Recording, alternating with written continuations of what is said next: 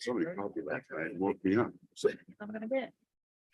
All right, we'll call this meeting of Board of Supervisors to order. Ask Supervisor Stroud to lead it in the pledge.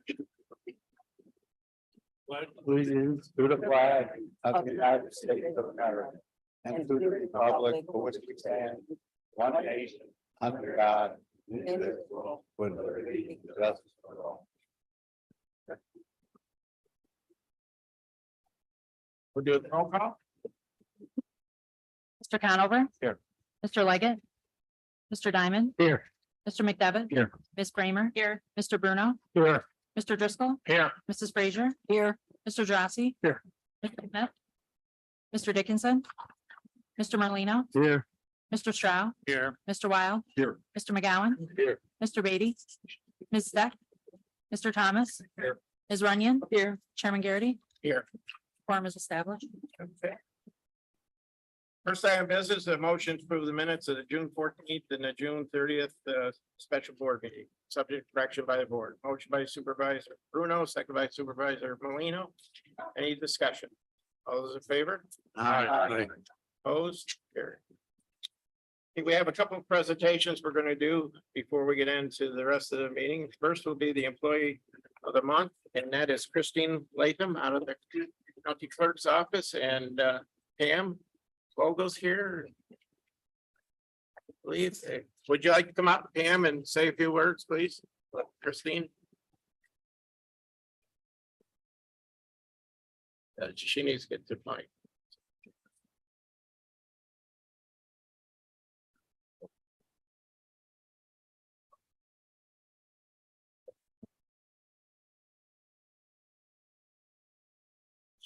This okay? Good morning, everyone, and thank you, Mr. Chairman. So appreciate being here today. It's an honor, obviously, to come and recognize, along with the Board of Supervisors, Christine Latham as Warren County's Employee of the Month. Now, you should know that I've actually been here before, back in 2019. I received a very nice letter from a customer about a DMV employee.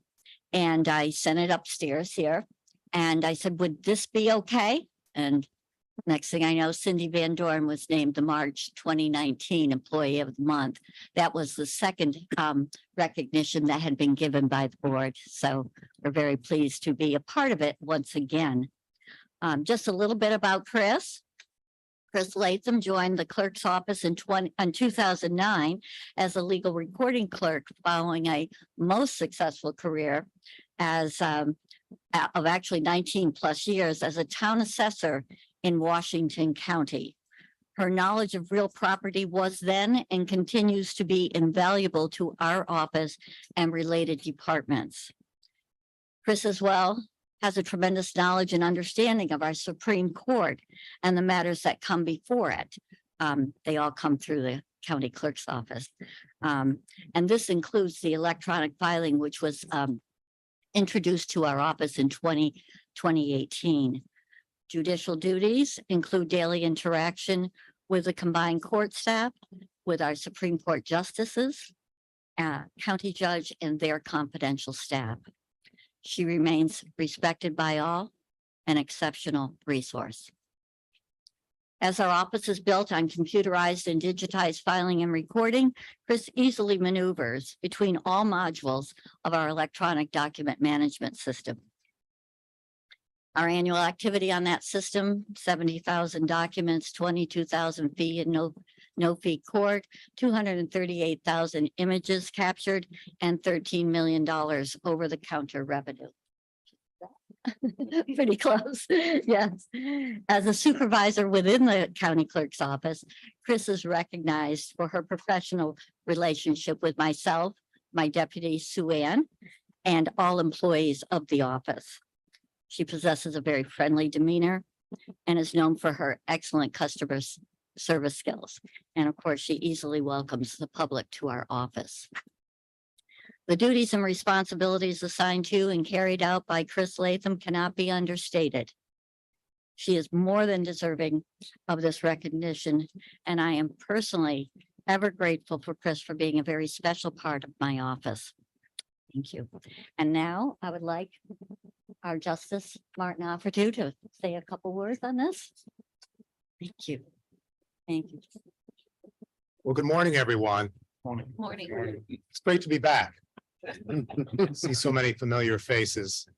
I wanted to extend my congratulations to Chris and to Pam.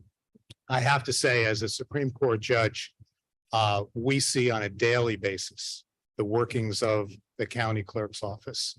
Without them, we don't function. Pam is right. Everything that comes to Supreme Court comes through Pam's office, Chris's office, before it gets to us, which means they've interacted with the public before we do. They've deflected a lot of problems. They've addressed a lot of concerns. And by the time it gets to us, things are ipsy-pipsy, fine and dandy, which is great. So I've known Chris for probably longer than we'd both like to admit, but I worked closely with Chris when she was the assessor for the town of Fort Edward and elsewhere. Consummate professional. From the moment I met her, I recognized the talent that she presents, the intellect that she presents, the dedication and that she presents as a public servant. So this is obviously well-deserved. We treasure working with you at Supreme Court. And without you, we really would not function as well as we do. So congratulations, all the best, continued success.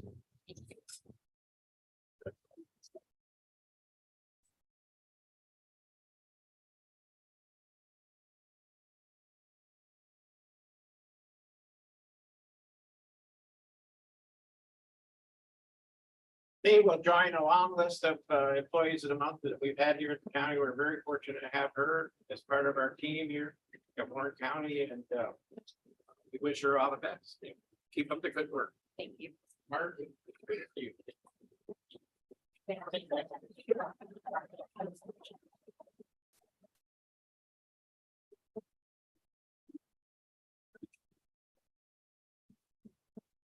Next, we have another honor we'd like to bestow on one of our members of the county sheriff's department.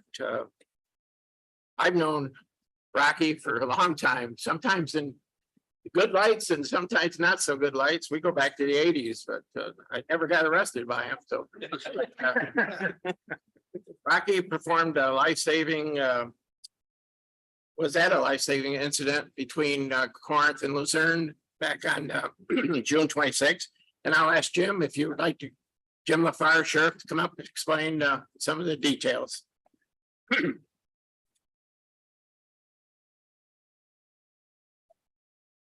Such a pleasure to be before you today to share a story of really true heroism. Sergeant Pasquale Rocky Gerard has been a member of our sheriff's office for more than 33 years, and though I'm serving as your sheriff, he was one of my training officers. He is selfless, he is humble, and he is dedicated to the residents of Warren County. A little before 6 p.m. on Wednesday, June 28th, he was returning from Corinth, crossing the Corinth Bridge between Corinth and Lake Luzerne with his wife, off duty, just driving. And he noticed there were two people in the Hudson. The Hudson was swelling. We'd had tremendous rain. They were hanging from the safety line just above the Corinth Dam. A perilous situation for anyone to be in. And if you talk about the right person in the right place at the right time, these people would absolutely not be alive today if not for Rocky Gerard and his swift action. Rocky's been a public safety scuba diver for more than 20 years. He's trained in swiftwater rescue.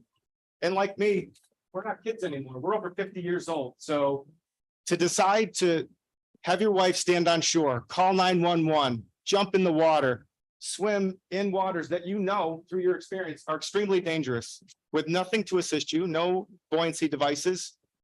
Swim out to these people who had now let go of a safety line and they were going towards the dam. He grabs a hold of the two and he didn't want to speak today, but he shared that they were lifeless and he was struggling against their weight to bring them to shore. Got out, started to bring them toward shore. The woman really started to struggle, and he was concerned that she was going to perish. Fortunately, based upon the 911 call, Nick Milligan, an officer with the Saratoga County Sheriff's Office, arrived, immediately jumped in the water, and between the two of them, brought these two people to safety and saved their lives. So from all of us to you, Rocky, thank you for your dedication to service. We appreciate it. And again, it can't be stated enough that this was a life-saving effort. Congratulations.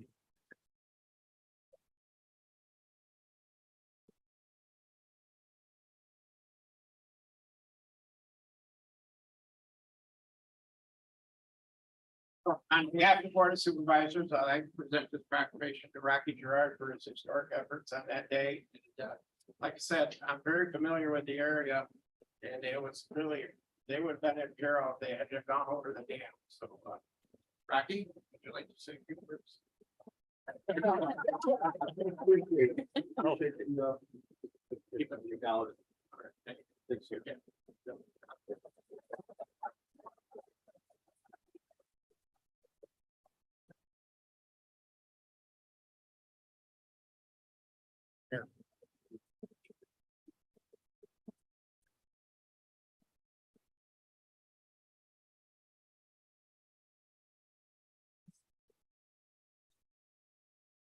Okay. At this time, I'll open the floor up to any privilege of the floor and public comment. Anybody wish to address the board this morning on any issue?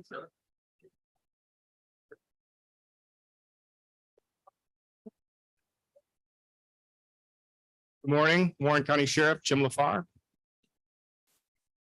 There are two resolutions that are going to come before the board today, and they relate to salary increases for non-bargaining unit, non-union employees in our sheriff's office. The requests have passed through committee, personnel, finance, but not without question. Supervisor Wild suggested that maybe I come before you and give you a little bit of background on what we're asking for and why. Our sheriff's office has a little over 250 employees. Of those, only 4 are outside of a union. Senior Maintenance Coordinator Mark Neals in the back of the room, Correction Captain Albert Mayday, Under Sheriff Terry Como, and myself. Our process for the budget, I've worked with many of you and we've been doing it for several years. We meet with you and I'll do an evaluation of our employees and I'll make a proposal on what we think the salary should be for each of these positions for that year. In August and September of last year, we did just that. We met and I made such proposals. We were never told no. We were asked if we could wait. And I understood why we were waiting. Our board has to meet with and negotiate with our union employees. We don't compare salaries from one department to another. It really makes no difference what a non-union employee in DPW is making, but it very much makes a difference with employees within our own sheriff's office. Knowing that 3 of our unions, 3 out of 5, 2 of the biggest unions were coming forward to negotiate in 2023, I understood why I was being asked to wait. I also know, and this is a group of leaders, they've been here, they're tenured employees, they understand, they respect the process, they respect all of you. They know that when a union employee goes through collective bargaining and they receive a salary increase, that salary increase is going to be retroactive. Come back after the September meeting and I explain this to our leadership team and they know that it doesn't, we don't know when, if any, increase is going to take place because you never know how long collective bargaining for contract negotiations will even take. But they say, fine, Sheriff, I understand. I know why you're doing what you're doing. We'll wait. But the bargaining process moves along and I stayed in contact with our chairman.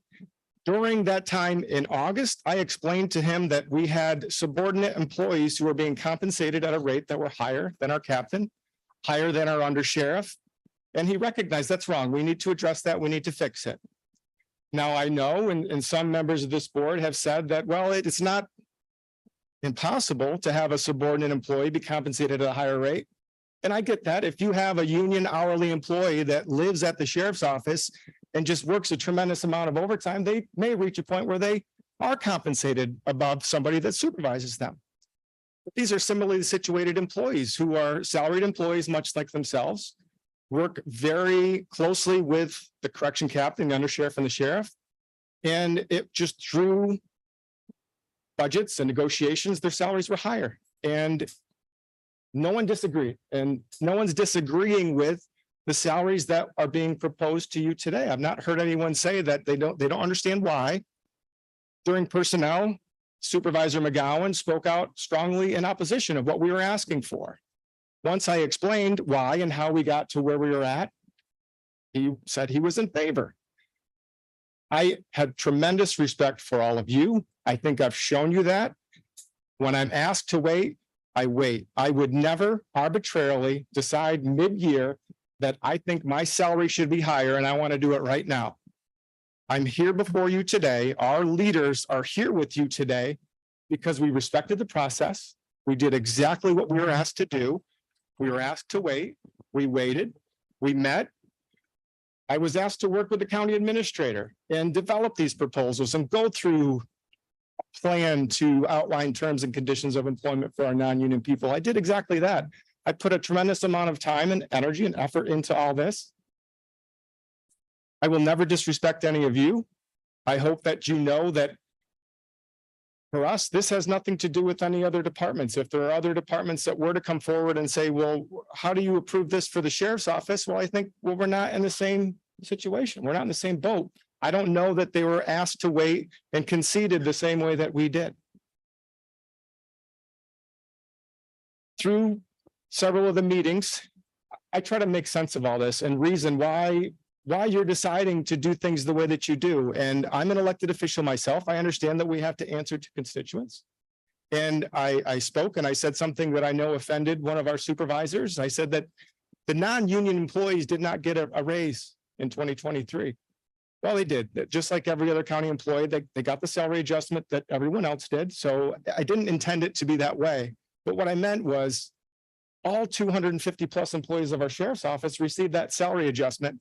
And then the other 200 received increments and salary compensation plans that were above and beyond that. But 3 of our key members of leadership did not.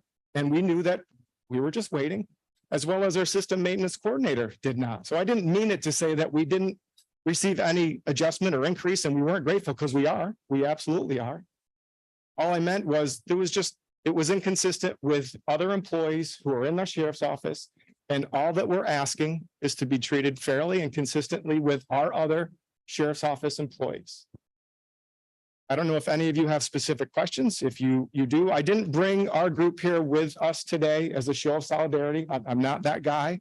I brought them here so that if you had specific questions of us, we're here to answer them for you. In other parts of the meetings, it was expressed that out of principle, we can't approve a mid-year budget increase. It's just something that's been asked in years past. Out of principle, I have to vote no. But there was a vote of yes for 2 out of the 4 and a vote of no. So if you're holding on to a principle, I would think it would be fair to state that you would vote no to all. So again, I have the utmost respect for all of you. I know that you're going to vote the way that your gut and your constituents would want you to vote. But I needed all of you to know that I'm not doing this out of disrespect for any of you. We're not asking for any increases that are way beyond what has already been approved for our leadership members who are in unions. It's just keeps us at a same step or a same separation with all of the compensation package for the people who serve in these leadership roles. If this were not approved today, our correction captain could come in on Monday, request a demotion and receive an $18,000 salary increase. And that just doesn't make sense. If Terry Cuomo decided that he was going to leave tomorrow and I were to ask one of our 3 leadership members who are lieutenants in the law enforcement patrol side of the house, they would have to take a $12,000 salary cut to become the undersheriff. And it just, again, it's inherently wrong. I'm not complaining. I understand we're here today to resolve and adjust that. But I needed you to know, from me to look at you and know that I'm not being disrespectful. I'm just trying to resolve this, and I'm doing it at a time when I was asked to do so. If there are no questions, I'll say. Yes. Sure.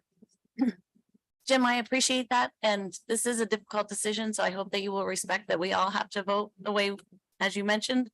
we think our constituents want us to. You did specifically mention the 18,000, so I know that's the corrections captain. Could you just speak to is there a parallel with the person who is similar to this position in the union side? Because to me, that's a big jump. It's far more than the union employees got with their negotiated raise, which I believe was 2.5%. I don't know if I'm permitted to speak in this meeting about negotiations or raises, but I can share with What's on the record now is in their agreement.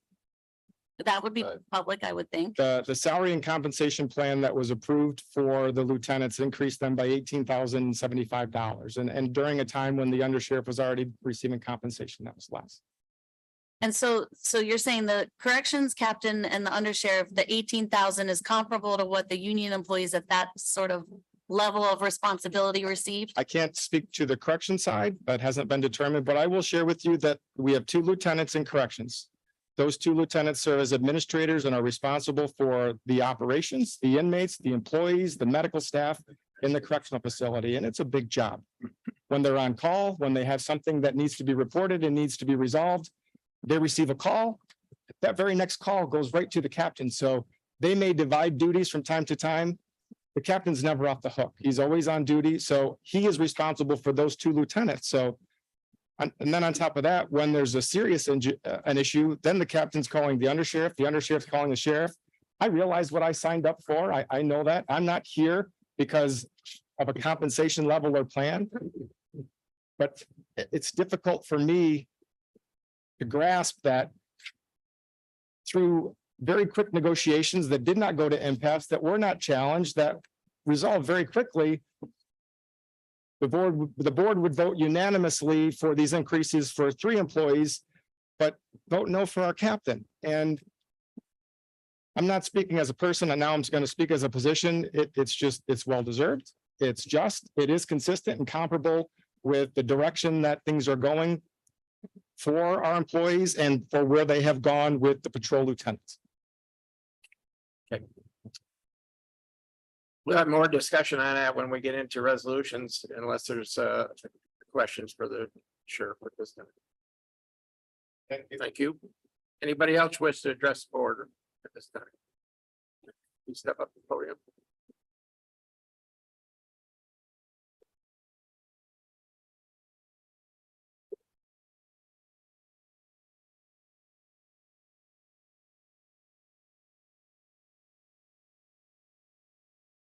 Good morning. I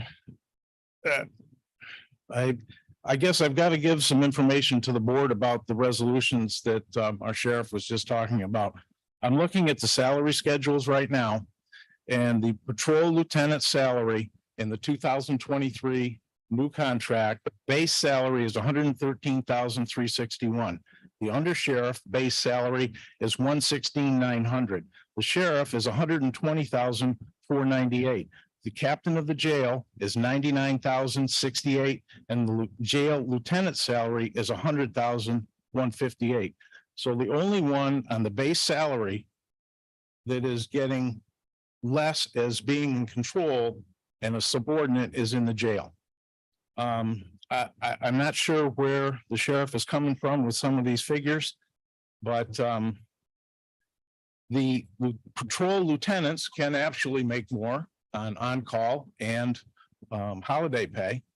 But you know, he's saying it's different in the sheriff's office. I'm sorry, but what about the plow driver who doubles his salary every winter and now makes more than his foreman? Is the foreman now entitled to more money because the plow driver is making more money on overtime? To me, that's the same thing. And about a year and a half ago, a department head salary in mid-year was tried to be adjusted. And this board said point blank, it went through the committee systems, came to the board, and the board said at that point in time, you cannot adjust salaries in midterm without going through the budget. Okay. And this is trying to do it without going through the budget. I'm not an attorney, but that, that's kind of dicey. That's discrimination. You told one person, no, you have to do it this way, and now you're telling somebody else, nah, that's okay. We're doing it another way that we told you you couldn't do. And Jim, this is nothing personal. But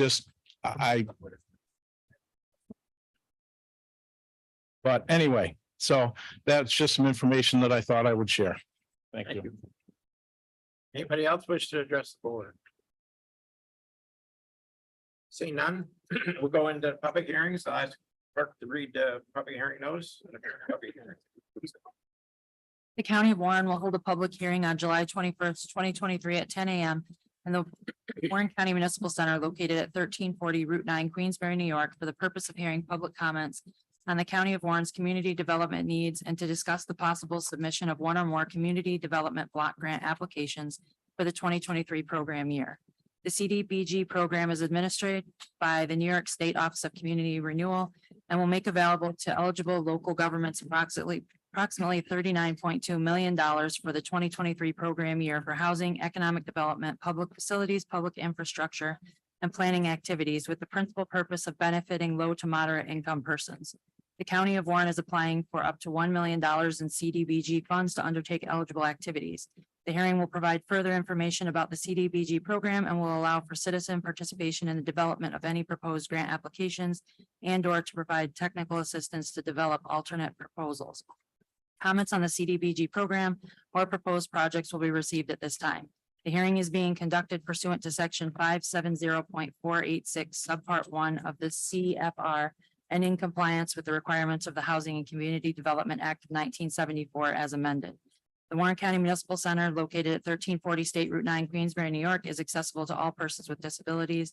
If special accommodations are needed for persons with disabilities, those with hearing impairments, or those in need of translation from English, those individuals should contact Amanda Allen, Clerk of the Board of Supervisors, at 761-7656 between 8 and 5 p.m. during regular business days, or by email to allena@warrencountiny.gov at least 1 week in advance of the hearing to date to allow for necessary arrangements. I'll ask Wayne Lamont, Director of Planning, to give a brief synopsis on the grant proposal. Okay, good morning. A brief synopsis of about 378 pages of regs will take a bit, but the state announced funding round that is due the 4th of August, which is just a couple weeks. Available in that funding round itself under the Community Development Block Grant is about $15 million. We are looking at putting an application together for housing assistance for low and moderate income persons for housing rehabilitation. The income ranges of those individual or families would fall somewhere between $50,750 for a 1-person household up to $95,000 for an 8-person household. We're still collecting data on that. And I have had discussions with the Office of Community Renewal. They are probably lukewarm on an application at this point in time, but they will accept it. They want to work together on a larger scope of projects. And that ties into the fact that in end of August and into September, there's 3 other housing programs, Access to Home, Restore, and Access to Home for Veterans, that they that will probably be a better fit for housing assistance programs. So we are also, I'll be talking at committee about resolutions to move applications forward for those programs.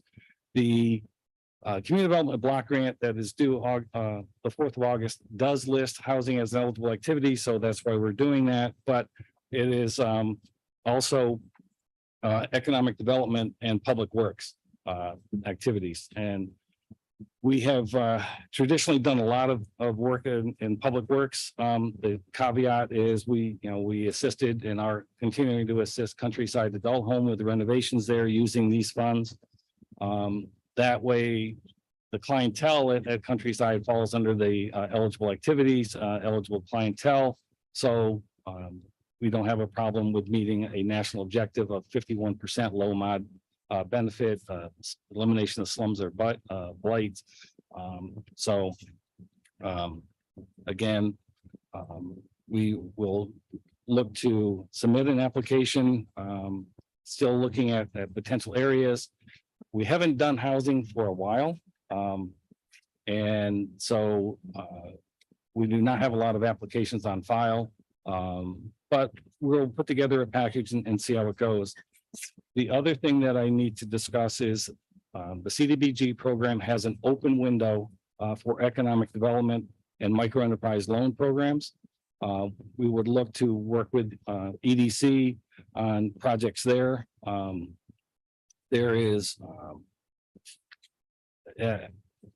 they don't identify the amount of funding that's available. They just go until they run out of money in the various programs. They provide up to 40% of the project costs, start up a new business. And that's rated at 15,000 per job. So if a job is created, for every job created, they will award up to $15,000 or 40% of the project cost. The applications for economic development, minimum is 100,000, maximum is 750,000. For the micro enterprise loan program, that is 25,000 to 100,000 max. Historically, we have submitted 15 economic development awards that totaled $5,254,500. Those funds are what has capitalized the local development corporation, the repayment of those funds.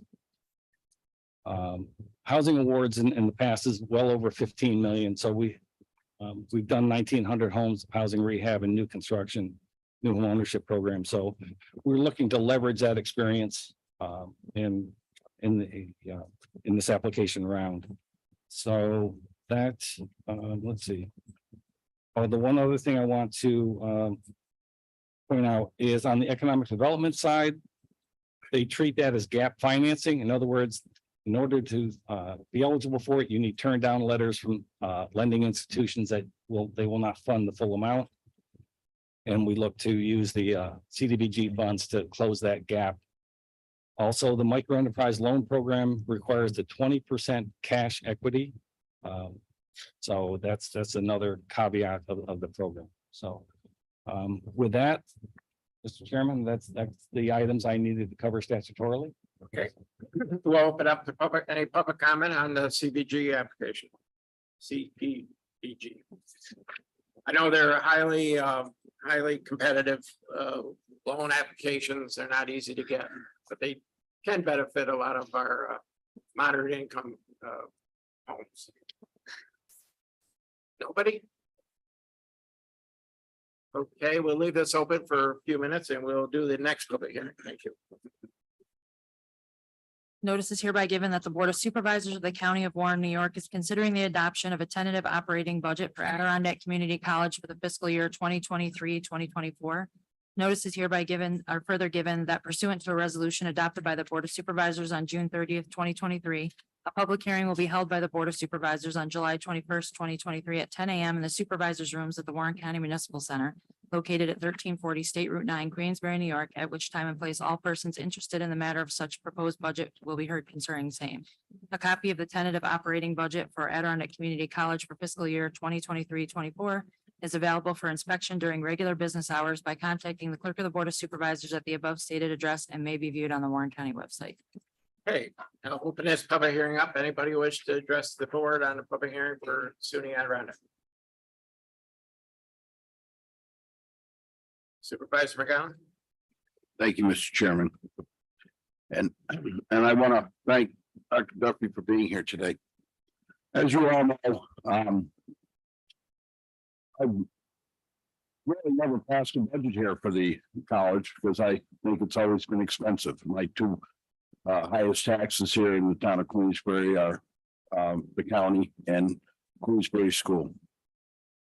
But I've had a few constituents call me and talk to me, and at the committee meeting last time, I kind of brought up some things to Dr. Duffy that their concerns, which are also my concerns, and to let you all know, I've worked for myself for over 42 years.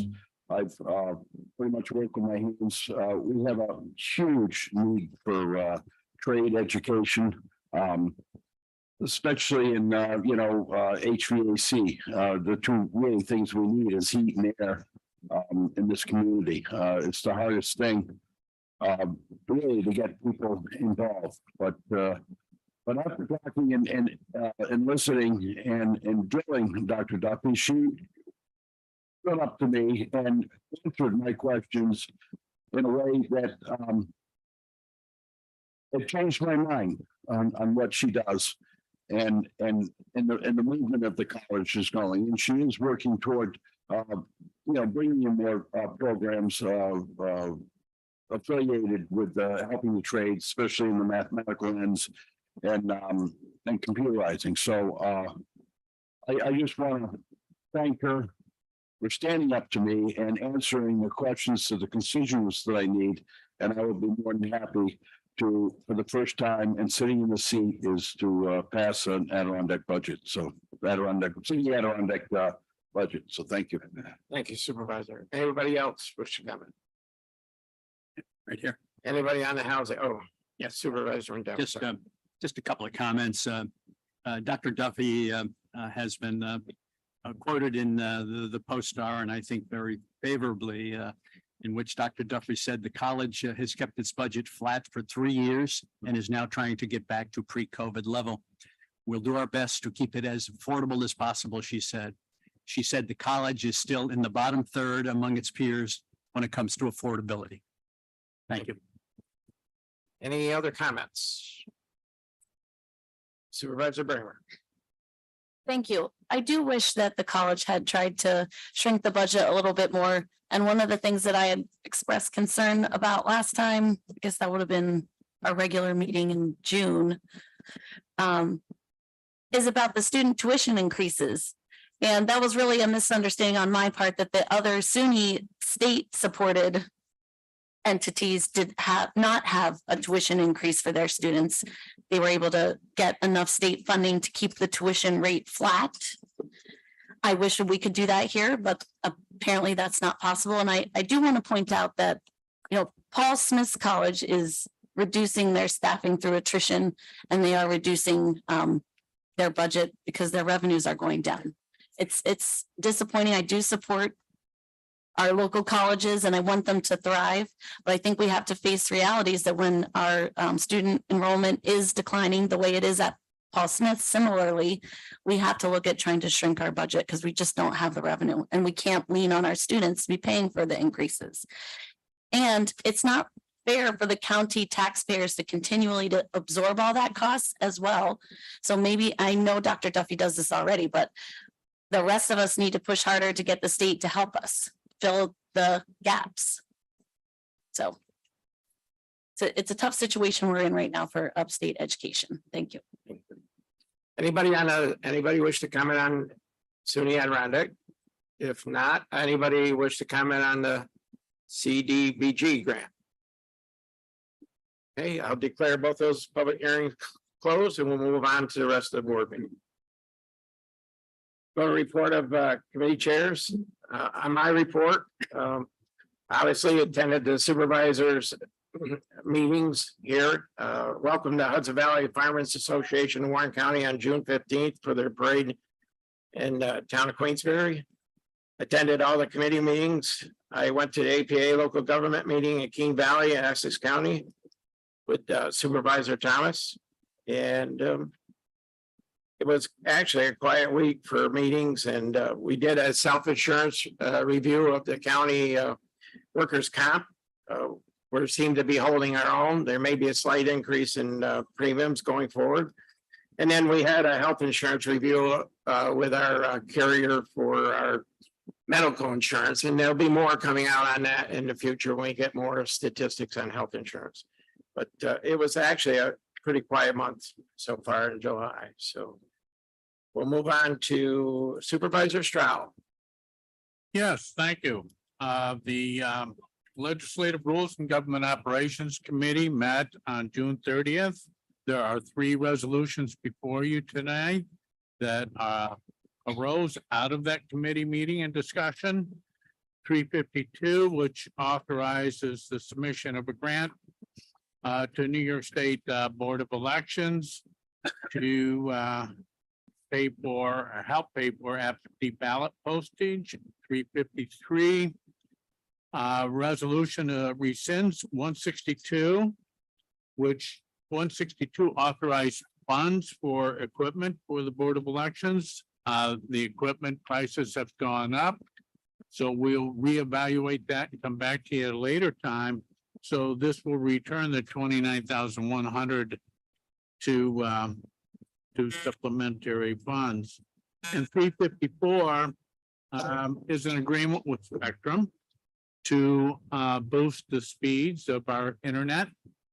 And it is a 5-year contract at $1,199 per month. And that's my committee report. Thank you. Thank you. Supervisor Wild. Mr. Chairman, thank you. Personnel and education meant on the 30th. Unfortunately, I was unable to attend. I want to thank Supervisor Thomas, as Vice Chair, for standing in for me. There are 5 resolutions before this board today. 357 is amending table of organizations, it's salary adjustments. We all love to hear about that mid-year. But this is primarily related to the hiring of a full-time individual for the assigned council. And we're eliminating a couple of part-time positions to help fund that. The other part of that is in the planning department. We all know that Mr. Lamont, if he's still here, through his illustrious career, is going to be leaving us shortly. And this is a hire that we're very attracted to, and we'd like to support to be able to bring that individual on board. 358, 359, Mr. Chairman, at the appropriate time, I would like to make a motion to bring these to table because there's certain information that I think all of us need to better understand moving forward with that. 360, this is the corrections lieutenant union contract that the committee approved and approached, and I appreciate the board supporting that also. And 361, you've all heard me sing the praises of SUNY Adirondack. I am a huge supporter of our local jewel. It's important that we have this for our community to continue to bring individuals to replace those of us who decided to retire or maybe do more, but we also need to keep some of our individuals and our best and brightest here in Warren County, and there's great opportunities for them in this college, helps create that opportunity for them also. So that's all I have to report for today. Okay, Mr. Chairman. Supervisor McGowan, anything more? Thank you, Mr. Chairman. No report. Thank you. Supervisor Thomas. Thank you, Mr. Chairman. The Budget Committee did meet on June 30th. At that meeting, there was a presentation by a representative from ClearGov about a budget book. This is a cloud-based program for putting together county budgets or any budget. It's a budget cycle management program. It incorporates our New World data, has various templates. It's a website-based budget. It'll improve access for everyone, for us, for the Board of Supervisors, and also for the public. And there's various ways that the budget can be presented. That's resolution 331. I would encourage supporting that. Yesterday, we had our first actual meeting of the budget season with the department heads. Lasted about a half an hour. There was a lot of good discussion about evaluations and pay increases. We've also met with the self-insurance department about the workers' comp insurance, and the other budget meetings will be coming, I think, from like mid-August to end of September. All the department heads. Also, Supervisor Liggett asked me to report on the Finance Committee as he wasn't unable to be here today. Finance also approved the Adirondack Community College budget, moved it forward to the board here. That's resolution 361. 362 increases the capital project at Countryside by $400,000. And 363 transfers that money to that capital project. That was due to finding of asbestos, another layer of roof on top of the building. 364 is $50,000 from the general fund unappropriated surplus to the DSS department to cover additional costs or costs at the for the youth at the state detention homes.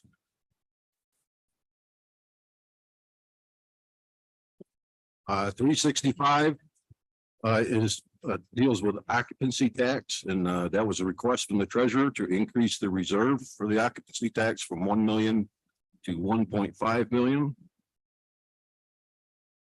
And 366 is also from the treasurer's office. Treasurer Swan received a recording premium for the issuance of $6.32 million ban.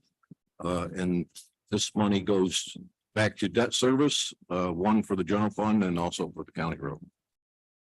And that concludes my report. Supervisor Runyon.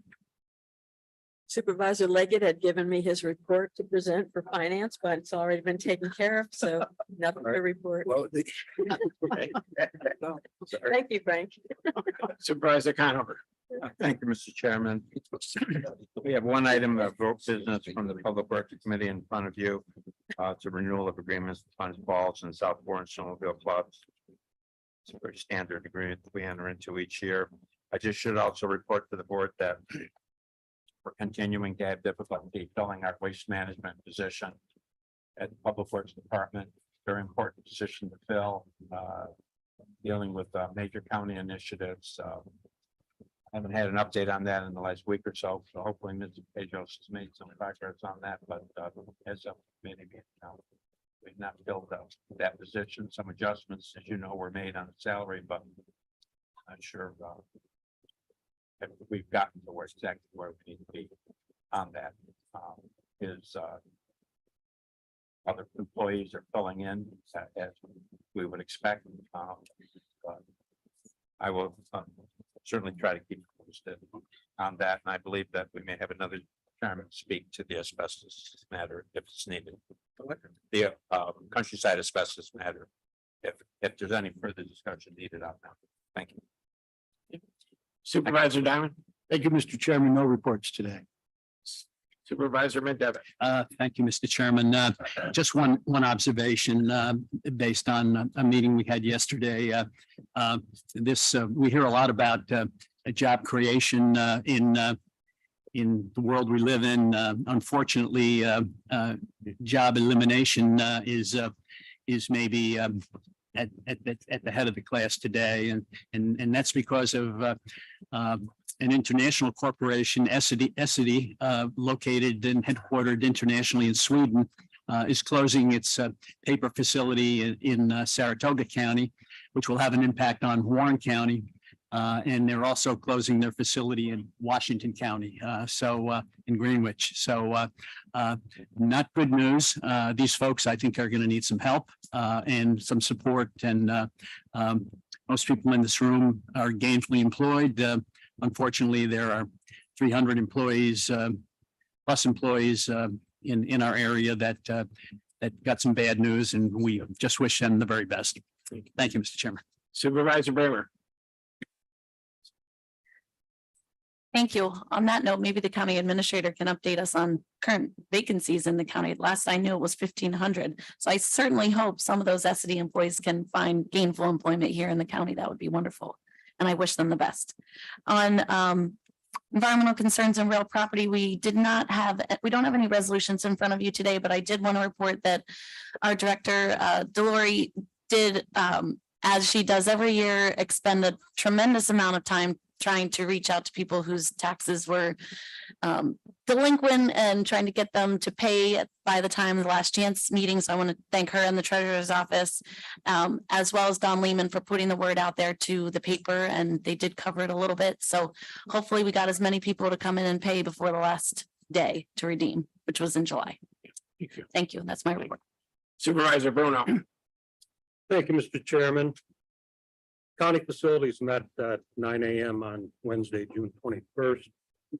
There are no resolutions directly from that meeting, but I'll touch on a couple of things. Number one, the airport was first on the agenda. And regarding Nexamp Solar, the town of Queensbury and Queensbury Union Free School District declined to provide taxing reductions requested by them. But it left the only option for them of approaching the Warren Washington IDA. And the question was raised whether the lease would remain valid if Nexamp Solar did not construct solar panels, and the committee was advised that this would make the contract null and void. I'm not sure if the superintendent Hajos wants to add anything to this. No. Okay, we'll move on. So next, buildings and grounds on the agenda, and design updates to the front entrance were discussed. The municipal center building were discussed. Draft concept was due July 10th, a few days ago. And the site plan and estimate are due the second week of August, just for your information. Again, we discussed at almost every meeting, the magnetometers be installed at DMV. Still waiting for that unit from the courts once they receive their news. And moving along to the countryside adult home. The request was presented to increase the capital budget in the amount of $400,000.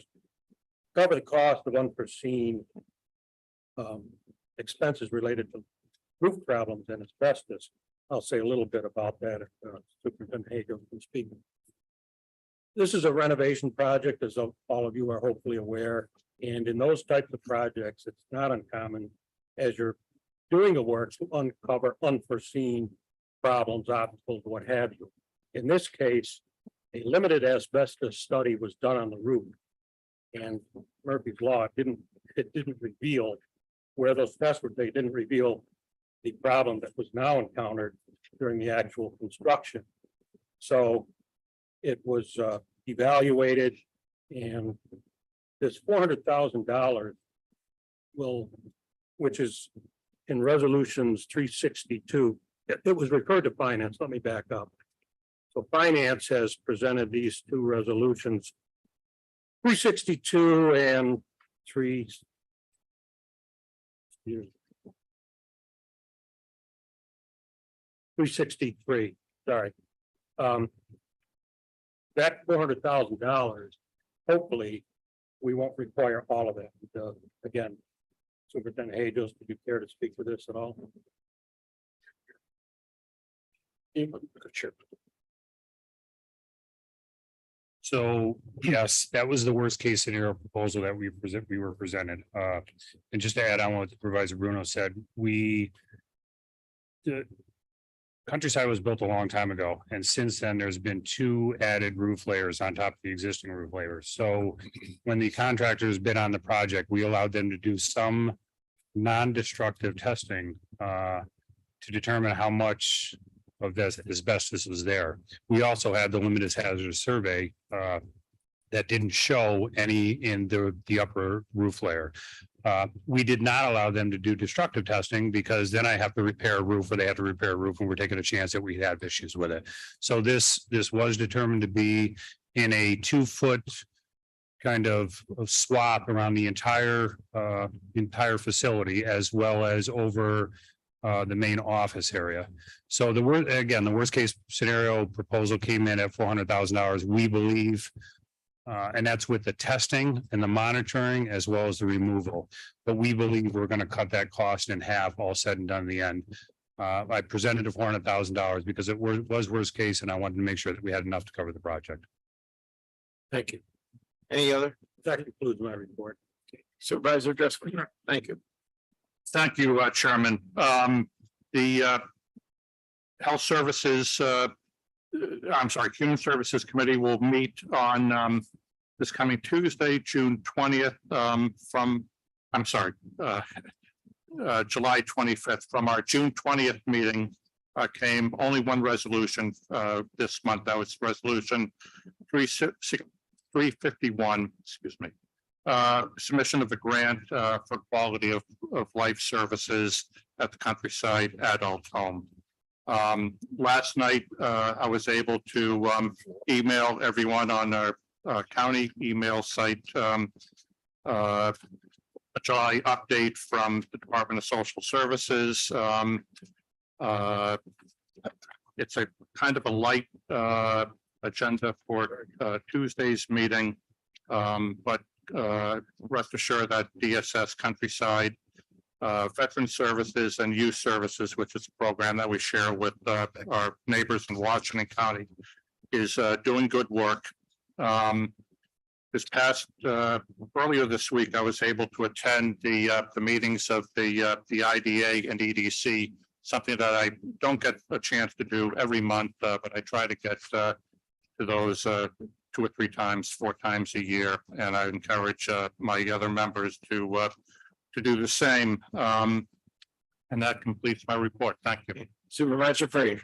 Thank you, Mr. Chairman. Health Services met on June the 20th. We only had reports from public health, and as a result of that, we have only one resolution, which is resolution 350, which is amending a resolution which authorized the chair of the board or the director of public health to enter into and execute agreements with various vendors or contractors regarding services that are required from time to time by the health services. So we appreciate your support on that. We will meet on Tuesday morning, and that's my report. Thank you. Supervisor Drossy. Thank you, Mr. Chair. Appreciate it. The Criminal Justice Public Safety Committee met on June 20th. As a result, before you today are several resolutions, 332 to 348. 8 of those are reference for agreements for school resource officers with our sheriff's department and most of the school districts in the county. We also addressed the salary issue that the sheriff brought up this morning, and we had good broad discussion about it, and our committee decided to move it to this body. I would just ask you to consider the tremendous public safety roles that the sheriff and his team have, and that when you deliberate your decision on moving forward, that you really take that into consideration. And also, this is not an easy position for the sheriff or anybody really to stand before a body like this and make a case for themselves and for their colleagues. But I think he did it in a very respectful manner, and certainly in my mind, it's a justification for salary increases that should not be a comparison or recognition against any other county employee or any other position. That we weigh our decision based on solely the positions that we're talking about. And again, the tremendous public safety responsibility that each one of them have. So I support it, and I ask you for your support as well. Thank you. Thank you. Supervisor Smith. No report, sir. Supervisor Merlino. Thank you, Mr. Chairman. Tourism only has one resolution, 356. It was discussed at June's meeting. A consulting firm and licensing agreement with Simple View. It will help our promotion of tourism immensely, and we're looking forward to adding it to our website. Our next meeting is July 25th, and so is the OPTAX meeting on July 25th. There's a lot of information going to be coming out at that meeting. And I also want to agree with my colleague. I think the sheriff did an excellent job in explaining the situation that we all have to understand and sometimes make decisions that we're really not happy with, but are very important to get done. Thank you, Mr. Chairman. Okay. Report of County Administrator. Thank you, Mr. Chairman. We've been talking about Essity, a large portion of those employees at the South Glens Falls plant that's going to close. There are 190 employees. Many of them are Warren County residents. Workforce Development and our public affairs put out a press release yesterday providing points of contact in Workforce Development Office, phone numbers, emails. They'll provide all assistance to anyone who's looking for work as a result of the closure of the Essity plant. EDC is involved, Saratoga, Warren, Washington, Workforce Development Board is involved. We've provided a list of all the types of skills for the 190 at the South Glens Falls plant to our department heads so that they can look for positions that they possibly have, and they'll work with Workforce Development to provide that information to potential employees going forward. On July 3rd, Julie Garcia started working as the assigned council administrator. And the position that we're talking about today, the resolution, we had 3 part-time positions in the office. We're converting, we'd like to convert 2 of the part-time positions, and they're all funded by Indigent Legal Services down at state. And we'd like to convert 1 to a full-time position, or 2 of them to a full-time position, and then we'll still have 1 part-time position there. July 12th, the Migrant Task Force met. No real change at this point, though we have heard, I'm sure you've heard about the recent movement of asylum seekers to Rotterdam. Rotterdam did not have an emergency order in place. And that negotiation happened with New York City. We still believe New York City does not intend, pending outcome of court decisions, to attempt to move any asylum seekers to any of the counties who have emergency orders in place until those are resolved with the courts.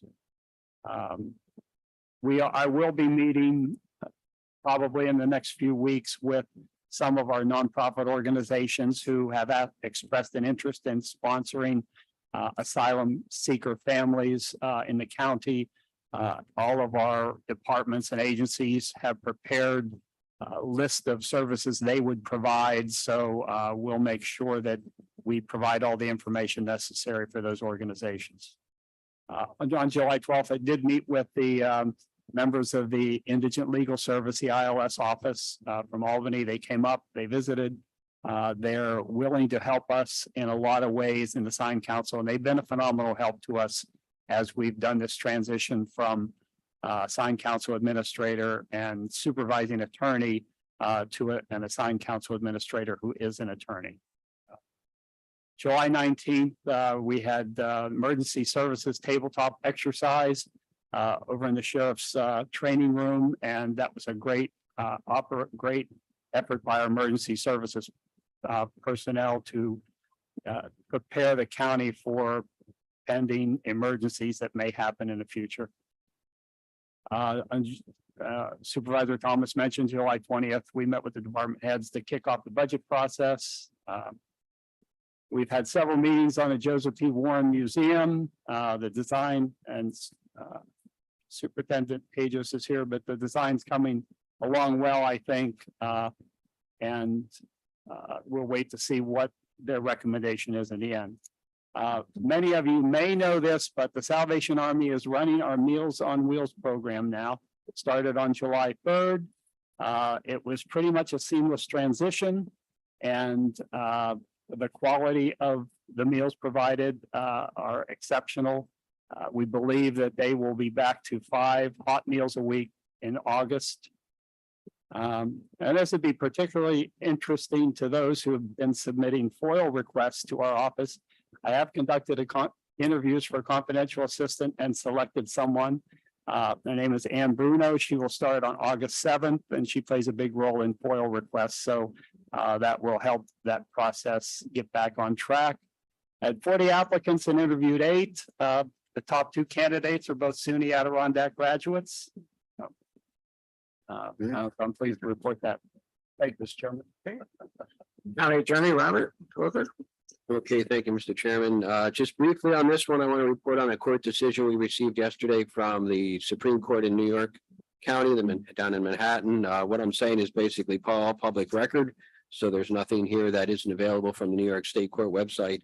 The decision is based on a motion that the county attorney had made, and I know he's updated the board on this matter. This is the case of New York City and the New York City Commissioner of Social Services against about 32 counties. Warren is one of those counties on that.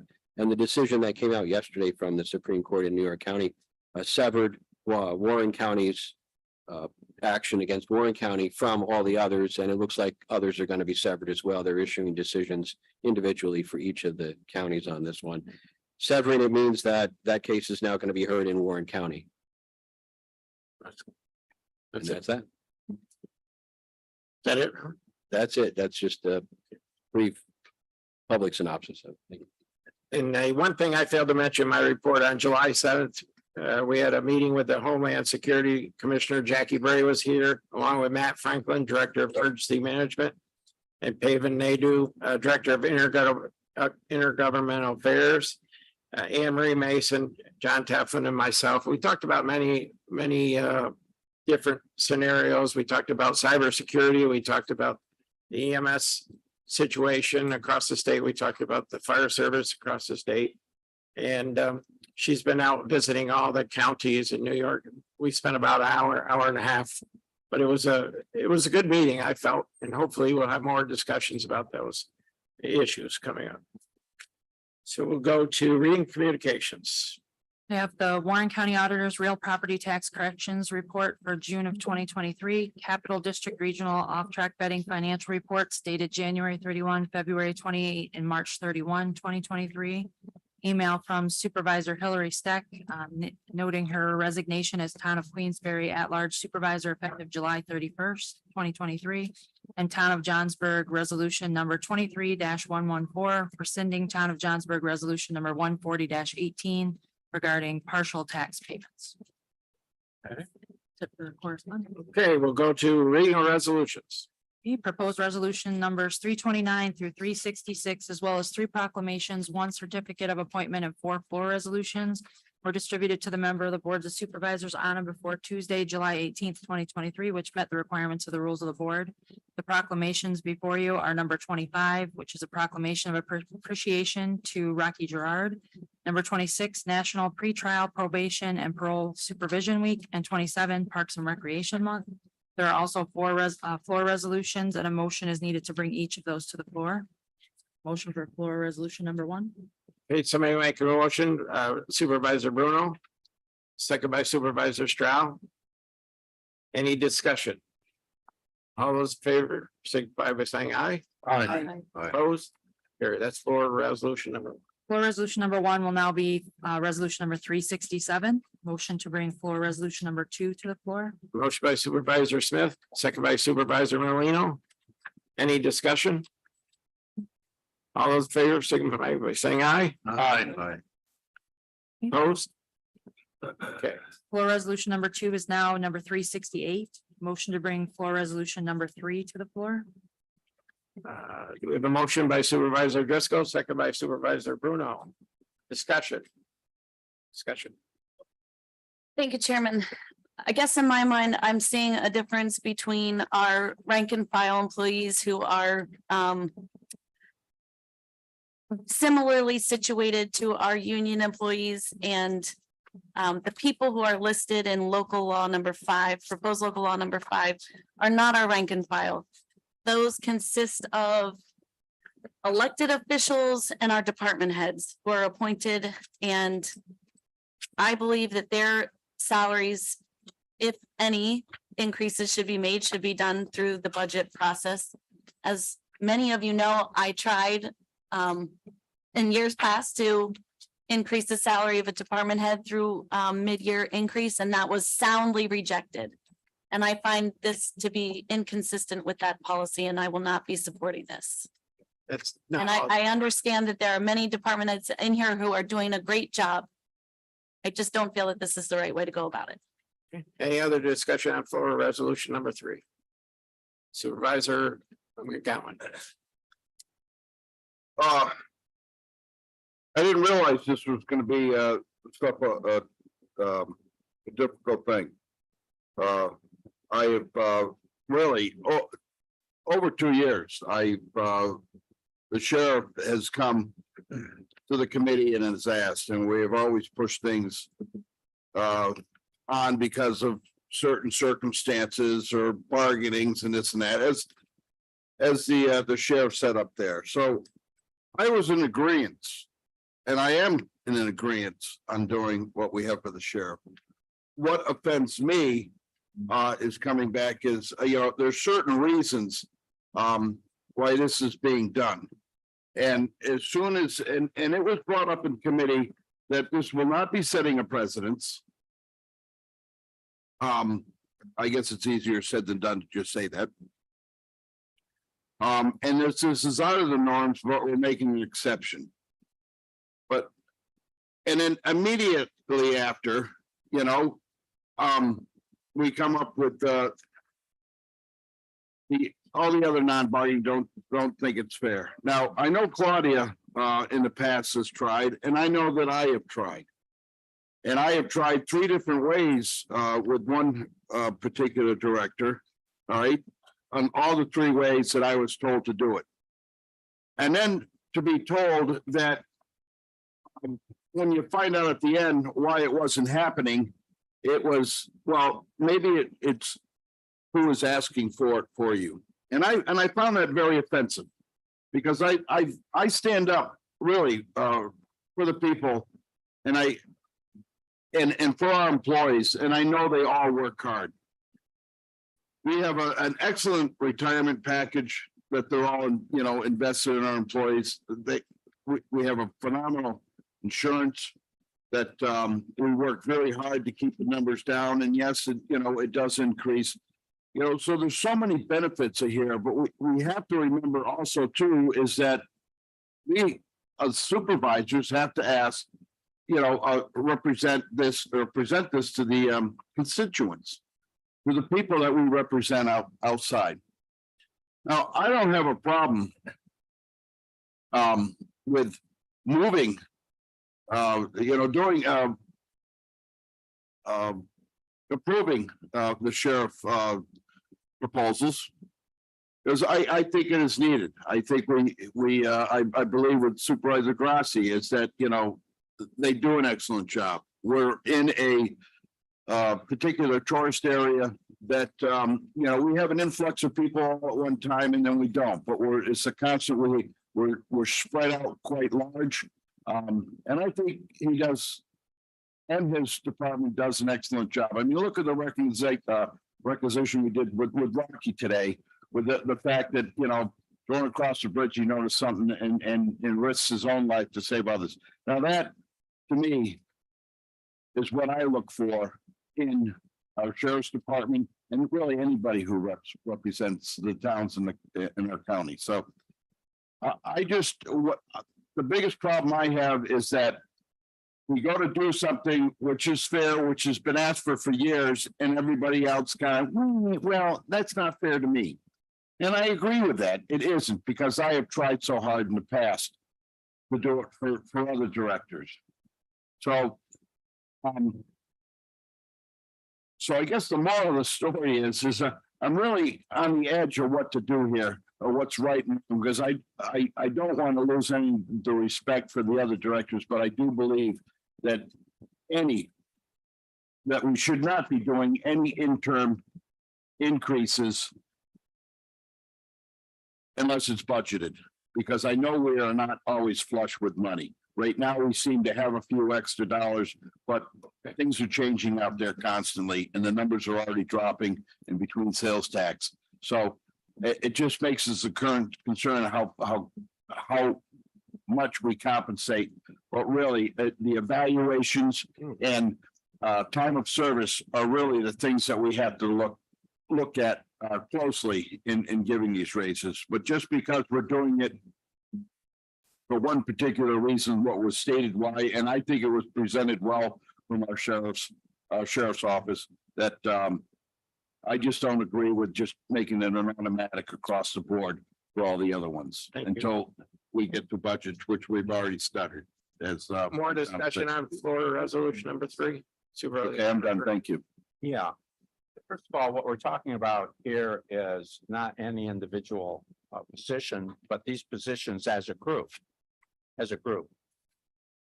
And sure, we can carry 2.5% into next year and say, well, instead of giving 3% next year because we didn't do it last year, we're going to make it 6%. I don't think that's going to happen. I think what's going to happen is the following. We're going to deny, as a group, our non-union people a 2.5% adjustment. Now, what does that mean? Well, it means that for the balance of this year, they won't receive 2.5%. But it means more than that. It means that they're not going to have that 2.5% against all future increases to be compounded against. And it means they're not going to have whatever that number results in. 3%, 3.5%, 4%. They're not going to have that against their retirement salary. And that's not a small number. That is not a small number. And so normally what happens, this type of resolution would come about in January as a group. It didn't. And it's before us today. And there's nothing we can do retroactive to provide them the salary from January 1 to today. But if we don't do this, what we're saying is that we're going to deny as a group, this group, what we provided to all the other employees of all the other unions. And it has implications. And I just would ask you to consider that. That there is, and the other thing is this. Okay, our revenue sources have been reasonably good the last few years. If we don't do these things, when things are reasonably good, and we can't do them when things are bad, then what we're saying is we're not going to do them. And I don't think that's the message that we want to send to our non-union people. Now, I know in a lot of towns, this normally happens in a resolution in January. I know what happens in Bolton and Queensbury, and a number of other towns that when we negotiate our CSEA contract, we apply that benefit to our non-union people. As for individual adjustments based on work responsibilities, that is another matter. That is a totally different matter. That is a redefining of a position and the compensation for a specific position. That is not what we're talking about here. I might add that these non-union positions don't exist in any one department. They're sprinkled throughout the county. And so I would ask you to think about that. Think about not only well, okay, they're not going to receive the revenue for this year. They're not going to be receiving that going forward all the way into retirement. So with that, thank you. Okay, Supervisor Brenner. Thank you very much. I agree with my colleague from Bolton's comments, and I really wish we had put it in the budget. I wish that had been pushed for 2023. If we were just gonna blanket, give 2% increases to everyone across the board, but we didn't do that. Okay, and the people in this list for local law number 5 are the top of our performance, top of our salary pyramid.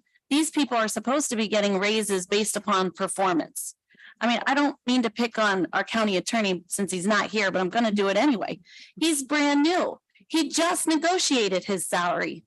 Why are we just going to give him a blanket increase of whatever, 2.5%, along with our clerk of the board? She does a fantastic job, and we give her a performance evaluation review, and she gets a raise based on that. Some of these people have been given raises for 2023. Not all, that's true. I just am saying, if we wanted to give everyone an increase for 2023 to bump up their salary and give them more for retirement, we should have done that in the 2022 budget development process.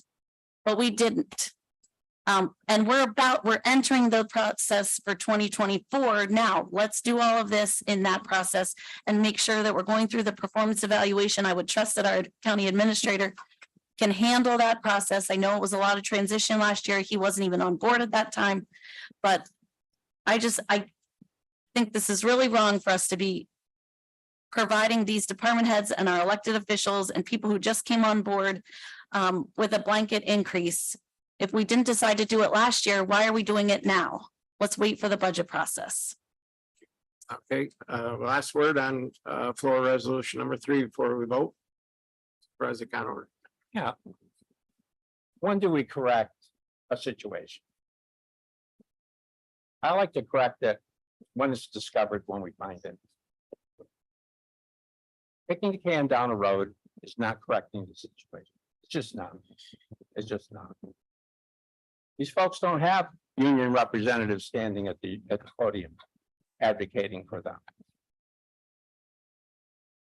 And any salary adjustment that's decided to be made by the budget committee on an individual basis I couldn't agree more. Can happen during the budget and should happen during the budget, but that's not what we're talking about here.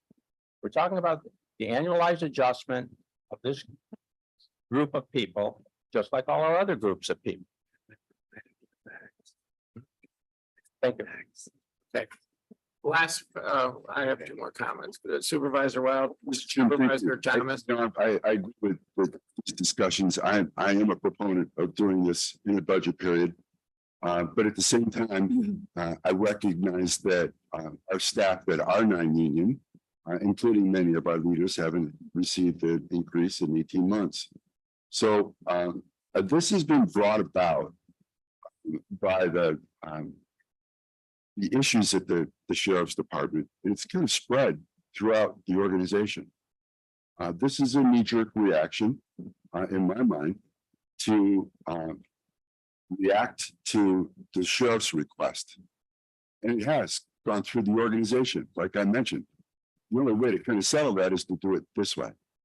So one of the things to think about is what's the budget officer going to do in a month or so when this whole team gets a 2.5% increase a year. What are we going to get in January? 0.5%, 3%? I doubt that. Right. So from what I've heard is chair personnel, the non-union people recognize the fact that they didn't get that increase. That's how it goes for salaried people. Sometimes you just don't get it. We're fine with that. They recognize that it was across the board. Now what we're doing is basically a subset of that organization. They're not included in this resolution, the sheriff's team. And it also creates another disparity. So my preference is to, as I mentioned, I'm going to ask to table a couple of resolutions, is to reconsider this for another month and think about the consequences and think about what's going to happen in budget time for next year for these individuals. And we can't just do it individually because of the union contract. I recognize that, but we have salaried individuals here. I've spent my life as a salaried individual, except for when I was in college. Right? There are many times that the economics said, not right now. Right? And you just wait your next turn and you keep on working harder and do your job. What I propose is that we push all this off until the budget period and accommodate this thinking to next year's salary adjustments. Thank you, Mr. Chairman. Supervisor Thomas. Well, thank you, Mr. Chairman. I support these two floor resolutions, 3 and 4. I guess I've learned something here since last year's budget process. I've learned that $5,720 is not a pay raise; it's a salary adjustment. And if you don't get 2.5% on top of that, well, then you didn't get a pay raise. So I guess that's my comments. And being budget officer, I'll take full responsibility for not getting the 2.5% because that I decided that, or I thought, I guess I thought wrongly, that $5,720 was a pay raise. Thank you. Okay, let's, you want to say something? Thank you, Mr. Chairman. Just a few facts, because I've heard a few things. There are 147 non-bargaining units employees that we're talking about now, out of our 800 plus workforce. Of those, 12 did receive adjustments. The rest did not at the beginning of the year. The cost to doing this is about $120,000 for the remainder of the year. We are probably going to return slightly over $2 million in unused pay back to the general fund because of the vacancies we've had. In the past, our average has been, treasurers here, it's been about 1.5 million, 1.4 million. Last year, I believe it was 2.9 million that was returned. So the money is in the pay and unused pay to cover these increases. Thank you, Mr. Chairman. Let's vote on floor resolution number 3. All those in favor signify by saying aye. Aye. Aye. Opposed? Opposed. Opposed. 2 opposed. Resolution carried. Thank you. And that becomes 369. 369. And then, Discussion on floor we resolution. need a motion to bring floor resolution number 4 to the floor. Yes. Motion to bring floor resolution number 4 to the floor. Supervisor Smith, Supervisor Molino. Discussion. Any discussion? Seeing none, let's vote on floor resolution number 4. All those in favor signify by saying aye. Aye. Opposed? Opposed, Oh, 2 opposed.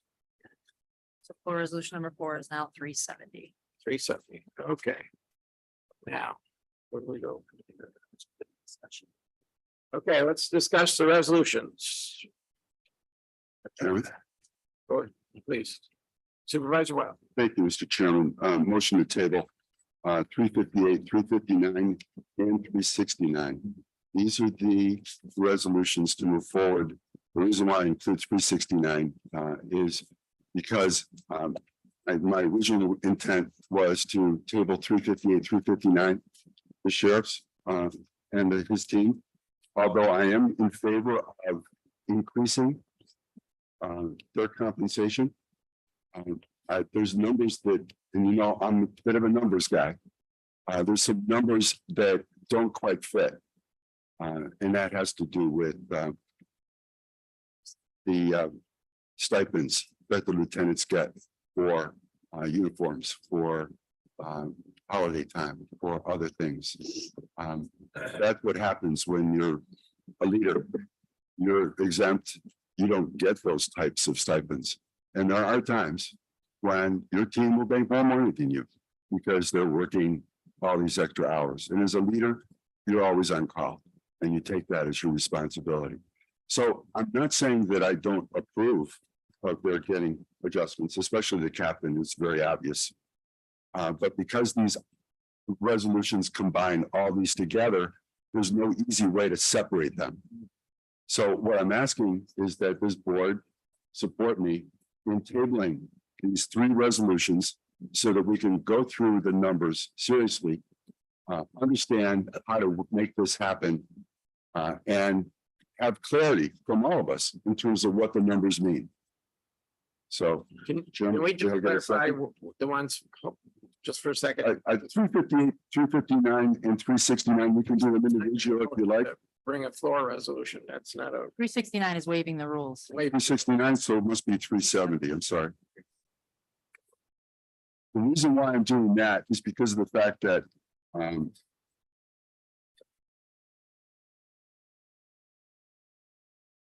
not everyone is included in the list. And I'd like to take across the board look at what we're doing. Basically, we're doing a budget. Right? And what I'd like to do is make sure we have more time to dig in through the numbers and understand what January is going to look like when we finish the budget this year.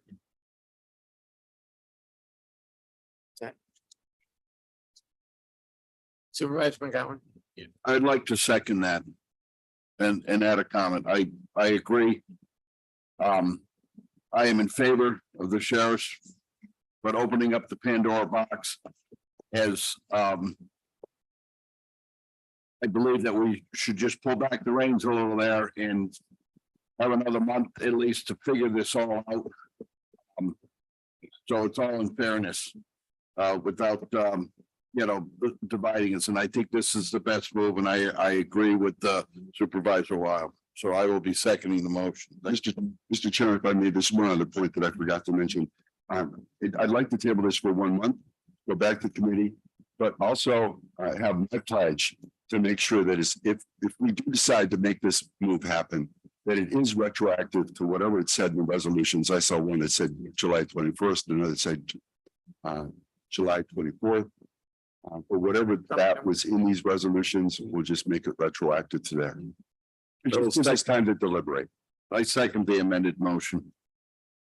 Okay, board, any discussion on Supervisor Conover? Yeah, I think that this probably be directed at the county administrator that by including resolution, it would appear to me that by including resolution 370 in the tabling, that that resolution 368 specifically excludes the undersheriff of correction caps, the maintenance position. I don't see any other exclusions from that. You do have a separate resolution for the 370. Maybe you could just. My concern is that I'm unclear exactly how the two resolutions tied. Okay, Thanks. I'm going to depend on that. So. So the reason that the 2.5 that excludes the sheriffs, that the first floor resolution number 2, which is now 368, that specifically excludes those positions because those positions are in the amending the table of organization, which is, I think, 358.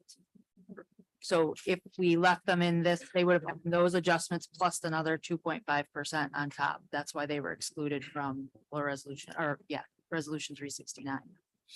Or 368. Yeah. I'm just wondering how resolutions.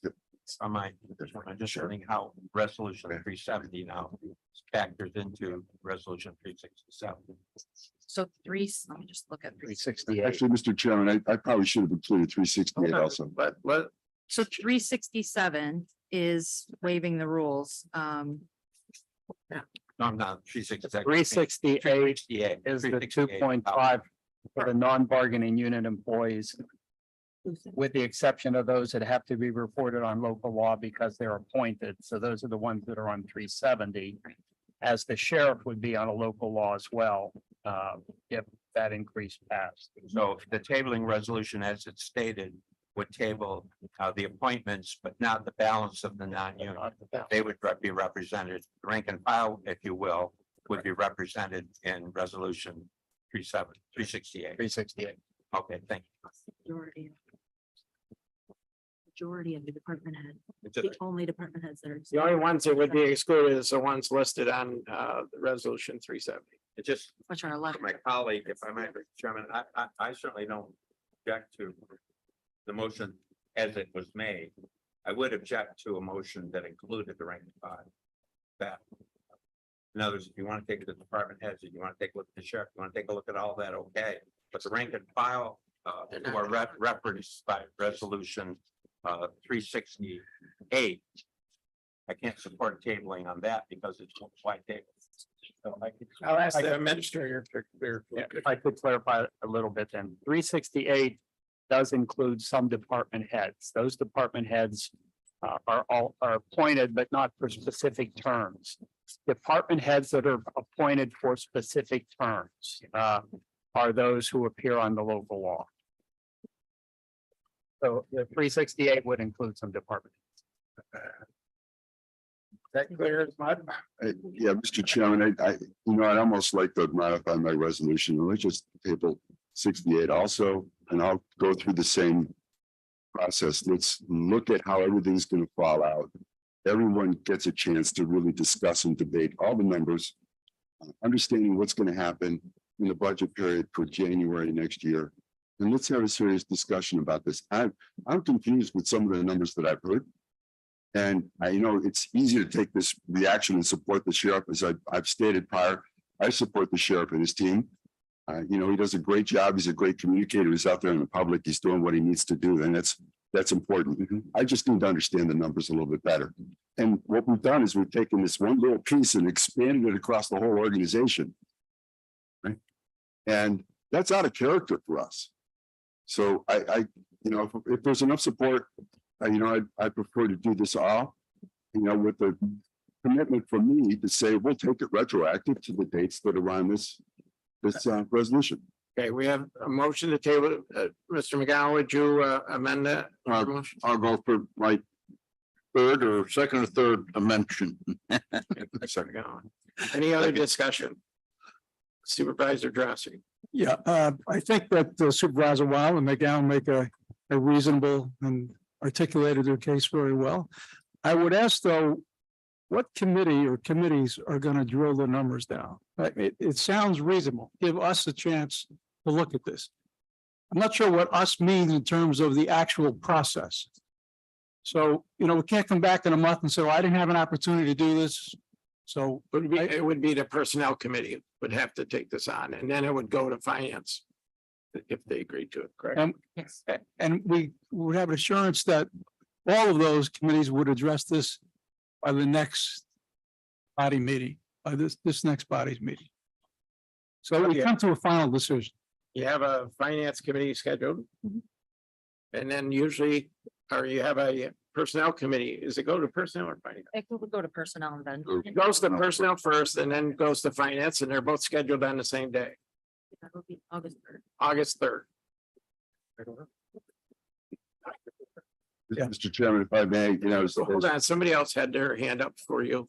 It was over here. Chair personnel, I would definitely agree that we get that done. Okay. Personnel, and I'm sure finance would. do Did the somebody same. else over here have their hand up? Supervisor Bruno? So then the results, thank you, Mr. Chairman, the results of these reviews by personnel finance get conveyed to all the supervisors.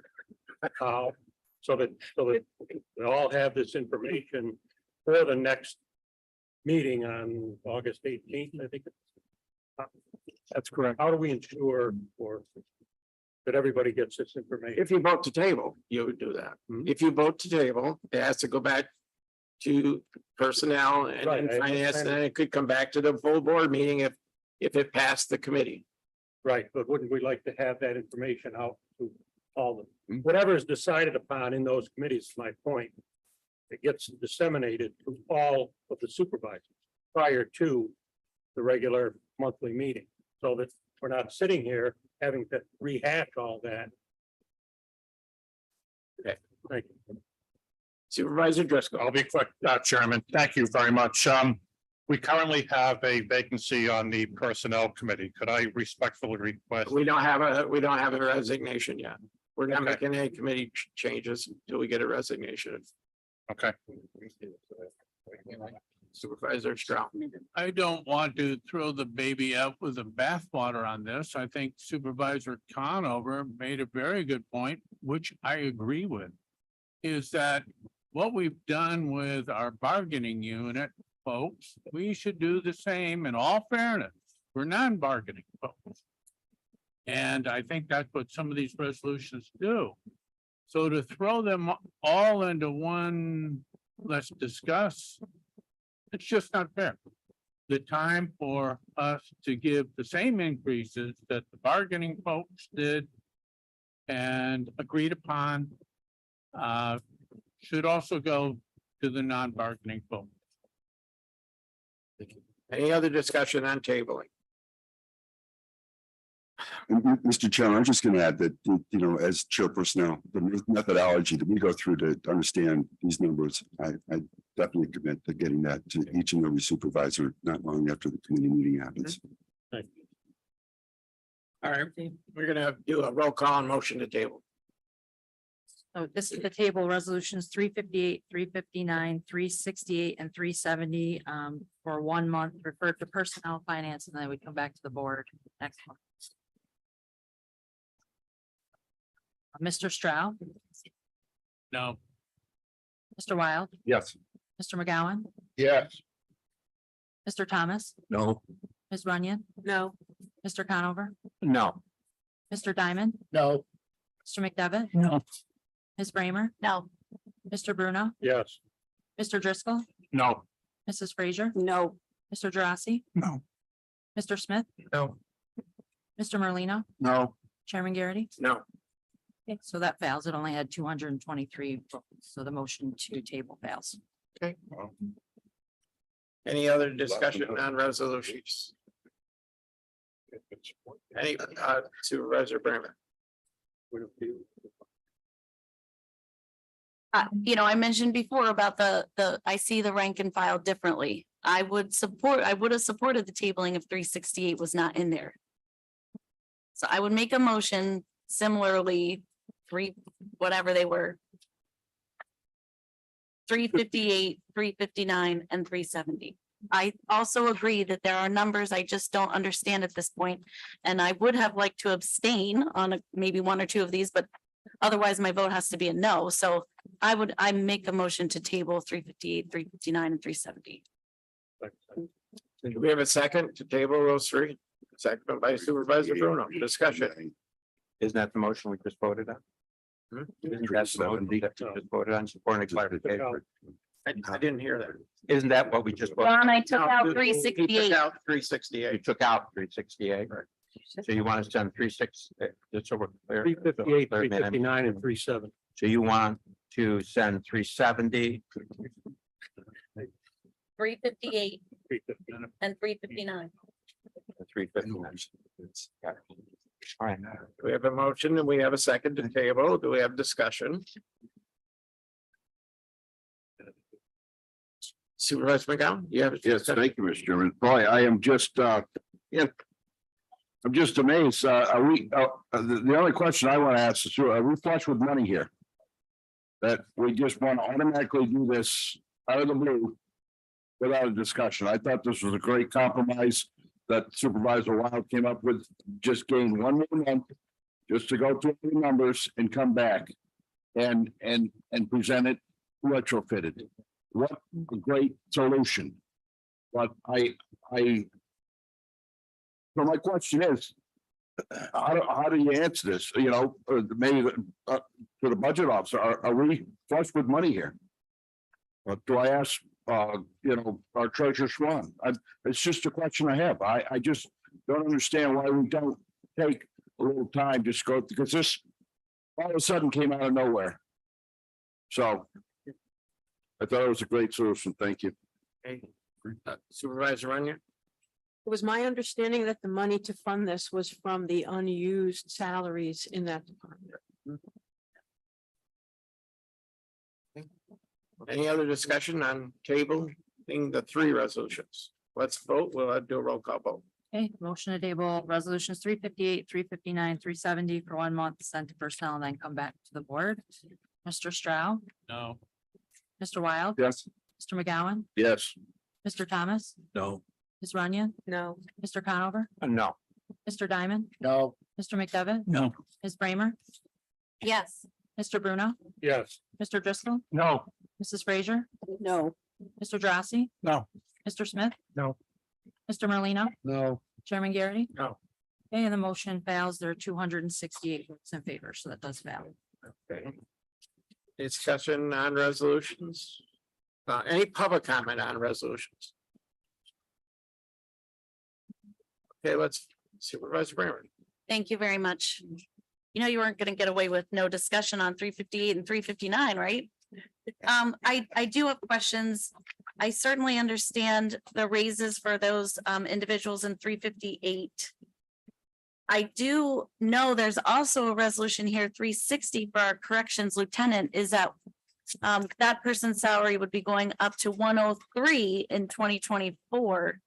So for the corrections captain to jump to 117, it's I don't know where that number is coming from. I understand you want to make more than someone you're supervising. Similarly with the undersheriff, I don't know where those numbers came from, that. And I'm trusting the sheriff that he's done his performance evaluation of his employees and that these are all warranted. I get that. Or I certainly trust the sheriff that that's true. But I do have questions on those two numbers.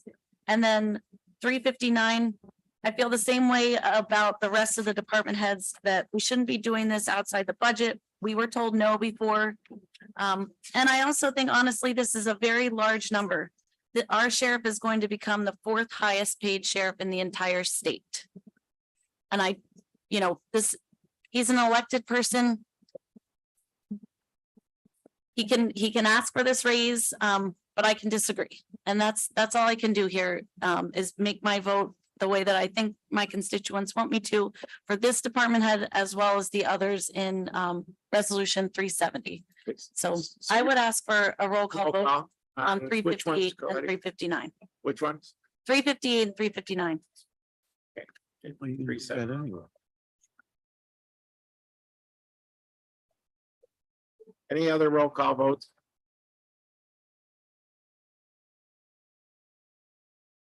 $370, do you want a roll call on 372? Yes. 370. Yes, thank you. 3 of them, right?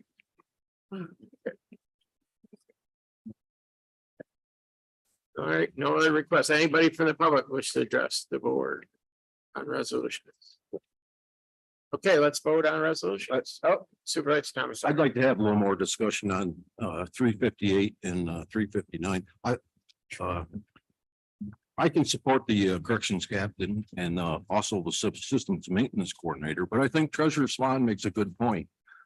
I think we're conflating base salaries with stipends that have been negotiated through the union contract.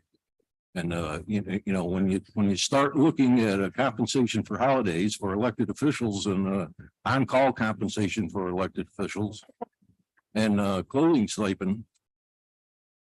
I mean, that's, to me, that's not your salary. Again, I didn't know that $5,700 was not a pay raise either, but I think we're conflating two different things. And I think that's what's inflating these numbers, and I think that's what's causing the problem, and that's why I can't support them. I could support, I think it was 2.85% that one of the unions got in the sheriff's office. I could support something like that, but not when you start adding in holiday pay and compensation because you're on call. I mean, when you ran for office, I'm on call. I don't get compensated. You know, I get calls from constituents asking a question. Will you do this? I need something. You know, nobody's buying my clothes. And I certainly don't get compensated for holidays. And you know, I work Memorial Day every year. You know, it's like a lot of us here. So just my comments. Any other comments on resolutions? Okay. Yeah, Mr. Chairman, I'm also conflicted on 358. I agree with a number of these. But I don't agree with a couple of them also. But if you do this, you do them all. You can't really separate, you know, and say, like, I'm not gonna, let's make a motion to remove this and that. It's not possible. That's why I was trying to say, let's go look at these numbers a little deeper. So I'll still have to think about how I can support it. Thank you. Okay. All right, we'll vote on resolutions. Okay. Resolution 329, making supplemental appropriations. Mr. Stroud, Yes. Mr. Wild, Yes. Mr. McGowan, Yes. Mr. Thomas, Yes. Ms. Runyon, Yes. Mr. Conover, Yes. Mr. Diamond, Yes. Mr. McDevitt. Yes. Ms. Brain, Yes. Mr. Bruno, Yes. Mr. Driscoll. Yes. Mrs. Frazier, Yes. Mr. Drossy, Yes. Mr. Smith, Yes. Mr. Merlino, Yes. Chairman Garrity. Yes. Resolution passes with 724 votes in favor. Resolution 330, amending Warren County budget for 2023 for various departments. Mr. Stroud, Yes. Mr. Wild, Yes. Mr. McGowan, Yes. Mr. Thomas, Yes. Ms. Runyon, Yes. Mr. Conover, Yes. Mr. Diamond, Yes. Mr. McDevitt. Yes. Ms. Bramer, Yes. Mr. Bruno, Yes. Mr. Driscoll, Yes. Mrs. Frazier, Yes. Mr. Drossy, Yes. Mr. Smith, Yes. Mr. Merlino, Yes. Chairman Garrity. Yes. Resolution passes with 724 votes in favor. Resolution 358, amending table of organization and Warren County salary and compensation plan for 2023 to adjust salaries within the sheriff's department. Mr. Stroud, Yes. Mr. Wild, Yes. Mr. McGowan, Yes. Mr. Thomas, No. Ms. Runyon, Yes. Mr. Conover, Yes. Mr. Diamond, Yes. Mr. McDevitt. No. Ms. Bramer, Yes. Mr. Bruno, Yes. Mr. Driscoll, Yes. Mrs. Frazier, Yes. Mr. Drossy, Yes. Mr. Smith, Yes. Mr. Merlino, Yes. Chairman Garrity. No. Okay, resolution passes with 607 votes in favor.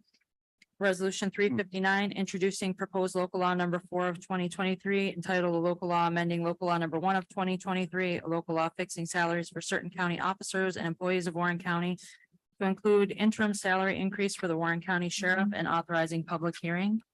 Mr. Stroud, Yes. Mr. Wild, Yes. Mr. McGowan, Yes. Mr. Thomas, No. Ms. Runyon, Yes. Mr. Conover, Yes. Mr. Diamond, No.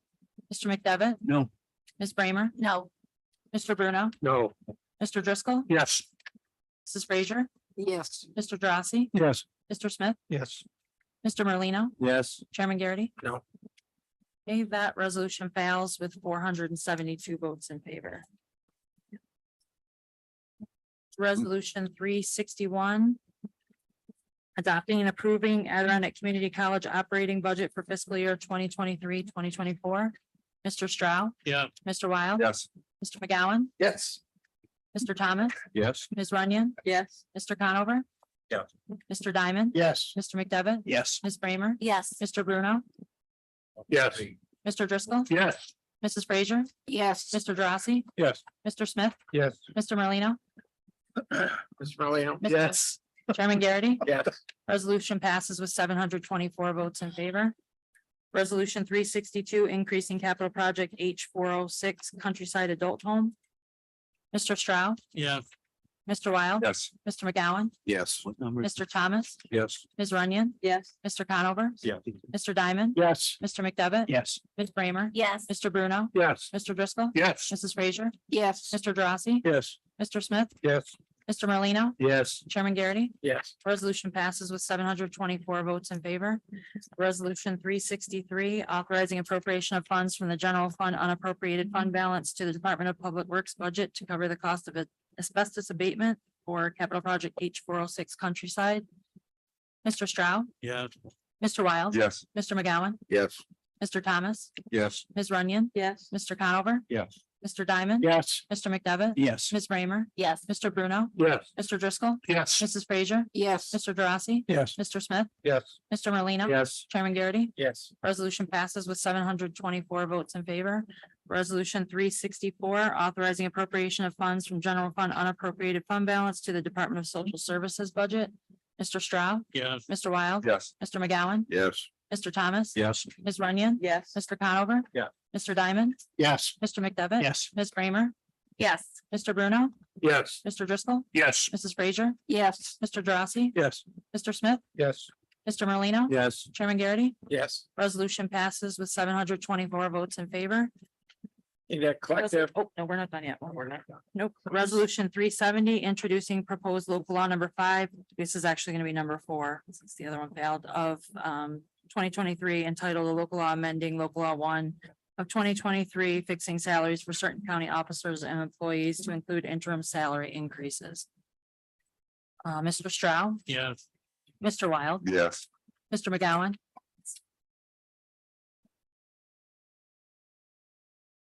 Yes.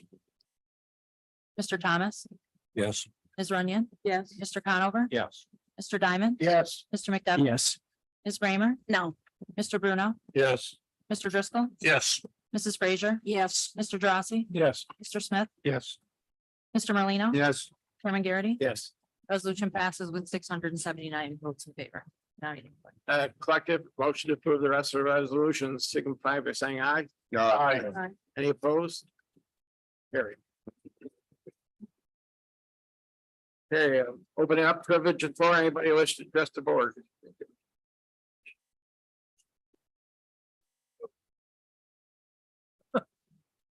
Hold on, we have to recognize this. He's finished. He's got the floor right now. I was Hold on, just gonna sir. speak briefly. If once I'm done, I think I'll have an opportunity. That's okay. I will be brief. Need help, Jim? So that's a sheriff, right?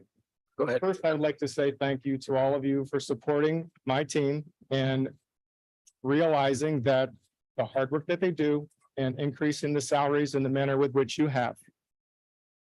It's unfortunate that our treasurer stood before you and didn't share the facts with you. You're misinformed. You don't have the figures because sometimes it can be a little bit complicated, but the people you approve salary increases for are our leadership people. They're not rank and file. They're lieutenants. The only difference between a lieutenant and a captain is years ago, somebody made the determination that it was a managerial confidential position. It should be outside the bargaining unit. I disagree with that. I've disagreed with it for years. But you saw fit to increase the salary and that's outstanding. Supervisor Bramer explained that if there were a salary increase for the sheriff, the sheriff would be the 4th highest paid sheriff in New York State. Well, you gave a salary increase to an undersheriff that probably put him pretty close to that, but said no to the sheriff. You also, and I'll allow the treasurer to explain this, you gave a salary increase to our correction lieutenants in the amount of about $23,000 for 2023. And the things that are approved, they're not ancillary compensation. When you look at the wage and earnings statement for these employees, it's compensation, their wages. And it was done appropriately. There was thought that was put into this with our chairman and with the county administrator. These compensations are required and necessary and appropriate. And I worked really hard to try to come up with a plan that would allow us to not increase the bottom line so much that it was egregious to any of your sensibilities or any of your constituents. I'm not going to stand before you and say I have hard feelings. Like I said, again, I say thank you for doing what you did with our staff. At one point, maybe you'll see fit to adjust the salary of the sheriff, probably next year. That's fine with me. I'm still going to work hard for you. I appreciate your time and thank you again. Thank you. Sir, you wish to address the board? Yes, and just state your name and where you live for the record, please. Thank you. My name is Philip Burke. I was the county judge for many years, 24 years in Washington County. Some of you know what Washington County is, I'm sure. I came over here just now. I was thinking on the way over, if you want to spend your money, I think a good thing to do would be to buy the Post-Star. We had 7 days delivery and now we're down to 3, as you know. And this morning I opened my Post-Star and I see for the first time this public hearing on the Adirondack Community College budget. And if anybody is involved in education, I am. And I'm not going to get into this much, but just to let you know, I've been involved for many years, over 45 years, interviewing all candidates from Washington County to Dartmouth College, my alma mater. I also was a few years after they asked me to the admissions department to interview candidates from Washington County, still Essex County. So I'm familiar with education. I'm familiar with college. And the last thing I am is anti-education. But there comes a time when things must stop. And I didn't realize that my own county at the regular meeting just a few days ago passed this. But they're pretty much guided by what you do over here. Both counties are under this so-called formula, which we won't get into, but nobody else wants to get into it either. I'm not even sure. But anyway, I was the county judge in the building where the courthouse is for 24 years. Over the years, always it would come up with, can we go a little further with Ben Adirondack Community College, now SUNY Adirondack. And there was much debate. And the question was always, not whether, and this is what bothers me, Dr. Duffy is cleverly putting this, we need a college, we need this, education is good. And by the way, I might say that my family in Granville has established 6 scholarship funds, each for $1,000. And each year, this is awarded to Granville High School seniors. So no, the last thing I would be is against education. But again, it reaches the point where you say no more. What concerns me is that I was town attorney for on the town board for Granville for 8 years. I was village attorney in Granville for more than 20 years. I represented also as a town attorney various towns.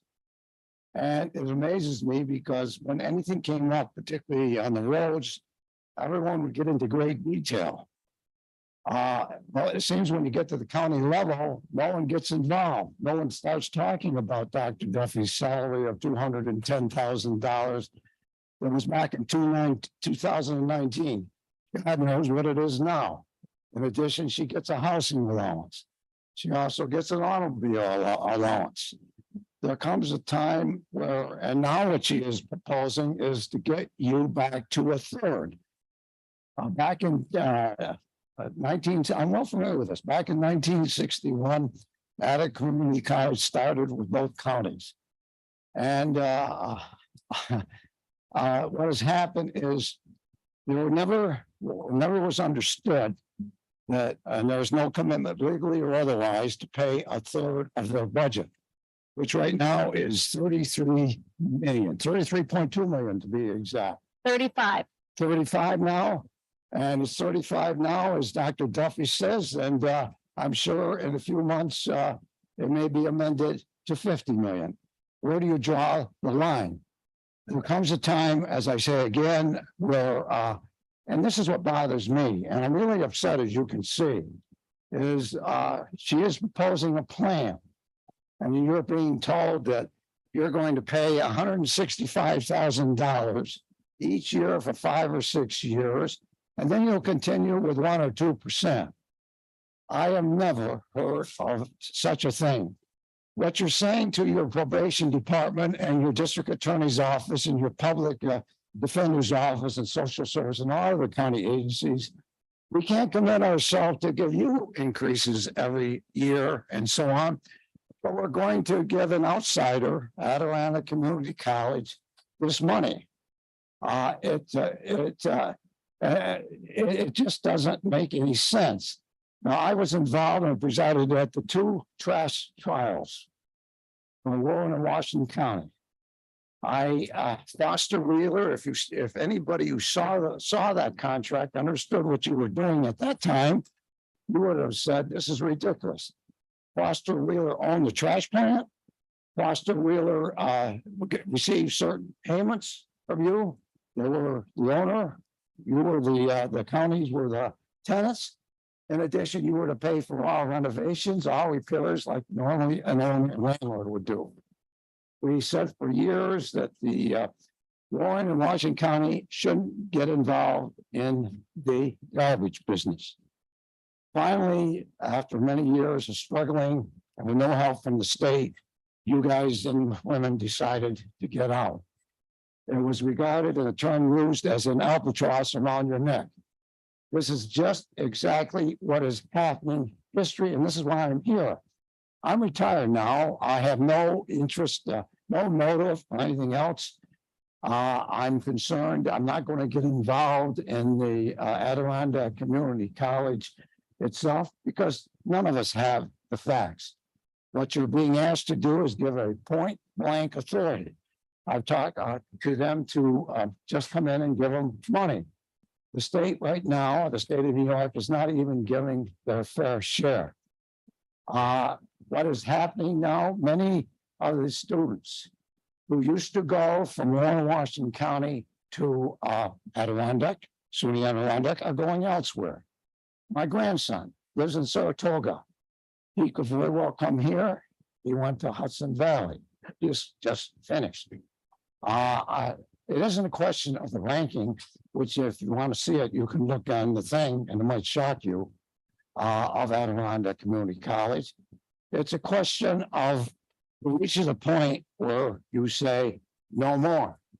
And Dr. Duffy is misstating. She's publicly saying all we want is 165,000. She omits the fact this is an addition to the $2.3 million that you're paying. I mean, this thing is, this has become a political issue, which it shouldn't be. It's a question of how much can not you afford, but the taxpayers can afford. And what is happening, which drives me up the wall, is I see there seems to be a split between people, supervisors in Glens Falls and Queensbury, who say it's too much for our taxpayers, but the rest of the county doesn't seem to take that. But the rest of the supervisors and the rest of the county doesn't seem to take that up. That makes no sense at all. I'm here simply to say enough is enough. And I don't see legally, this can cause a problem. Thank you. We really need to wrap it up. I know. You adopt a plan for 6 or 7 years, and then you want to change the plan. It's not that simple to say we just vote against the budget.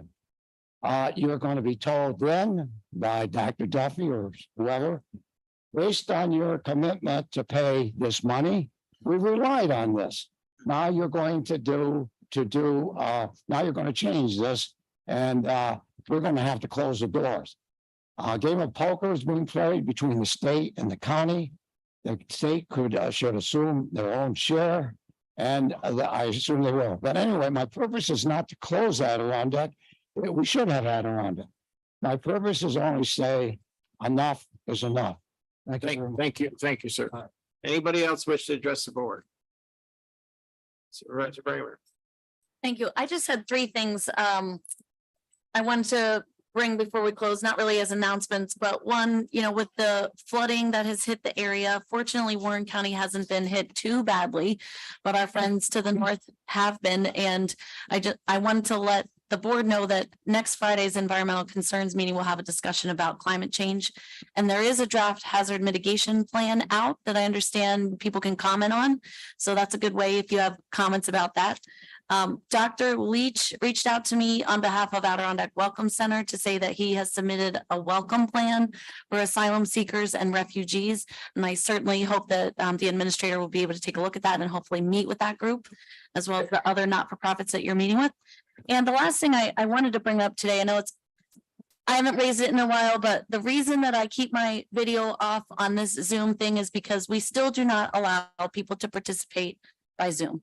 And maybe next year, when I'm off this board, the board will agree to pass that law that's necessary to allow people in extraordinary circumstances to participate via Zoom when they're not able to be here in person, whether for sickness or some other extraordinary circumstance.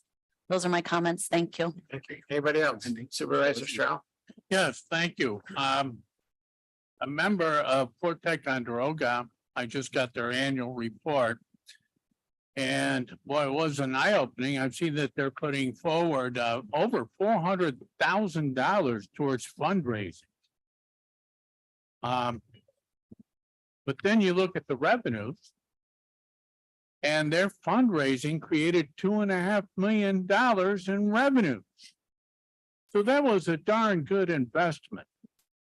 And I was on the board of trustees for SUNY Adirondack for 15 years, so I know from which I talk. Dr. Duffy is an asset. I've never seen a person like this as involved, as capable. It's one heck of an investment. And the returns, many, many times her salary. Okay. That being said, I don't want to be penny wise and pound foolish. I want people to keep the comprehensive picture. On another note, Supervisor Molina and I attended the Heroes of Hospitality last night at the Fort William Henry's Heritage House, a fine facility, and the 2023 honorees, I think, deserves mentioning. And our administrator, Administrator Kaplan was also there. Bob Blake. Frank Dietrich and his memory. Bill Dow, his memory. Aline Horn, in her memory. Jeff Pauline and Jim Nishaw, both in their memory, were labeled as the 2023 Heroes of Hospitality. It was a fine evening, and they are fine people and deserve that recognition. And that's why I brought it to your attention. Thank you. Did you want to speak? Thank you, Mr. Chairman. Supervisor Bramer brought up the flooding, and I just thought since Superintendent Hajos is here to comment, he has reached out to the neighboring counties and offered our assistance in some of those areas where the flooding has been pretty dramatic. The other thing is a lot of the effort that this board has supported over the years in construction projects to replace a lot of the culverts under many of our roads has probably resulted in less damage by flooding in our area. So kudos to our DPW folks who've done just phenomenal work in that area. Thank you, Mr. Chairman. Supervisor Marlino.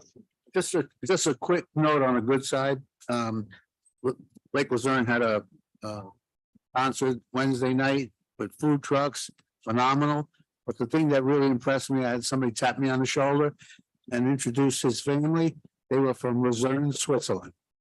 I thought that was great. So thank you. Supervisor Driscoll. Thank you, thank you, Chairman.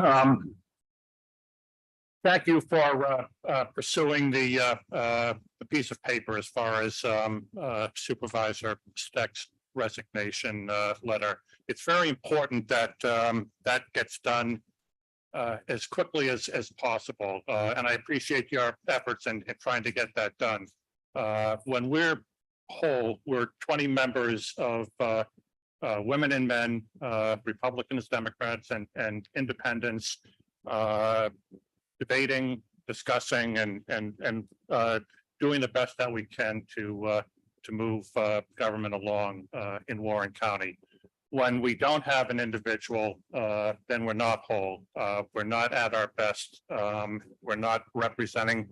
It's not just about representing or lack of representation for the town of Queensbury. It's the entire county. When we're missing a link to the chain. So I guess I thank you and encourage you to do anything that you can to expedite that process. Thank you. Thank you.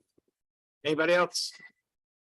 Just that the Warrensburg Fire Company will be having their annual fundraiser next weekend. If you're in Warrensburg, stop by. It's our 60th year doing this, 60th year other than the one COVID year. So it's a good time. Bring your kids and have a lot of fun at our recreation field next Friday and Saturday. So motion to adjourn.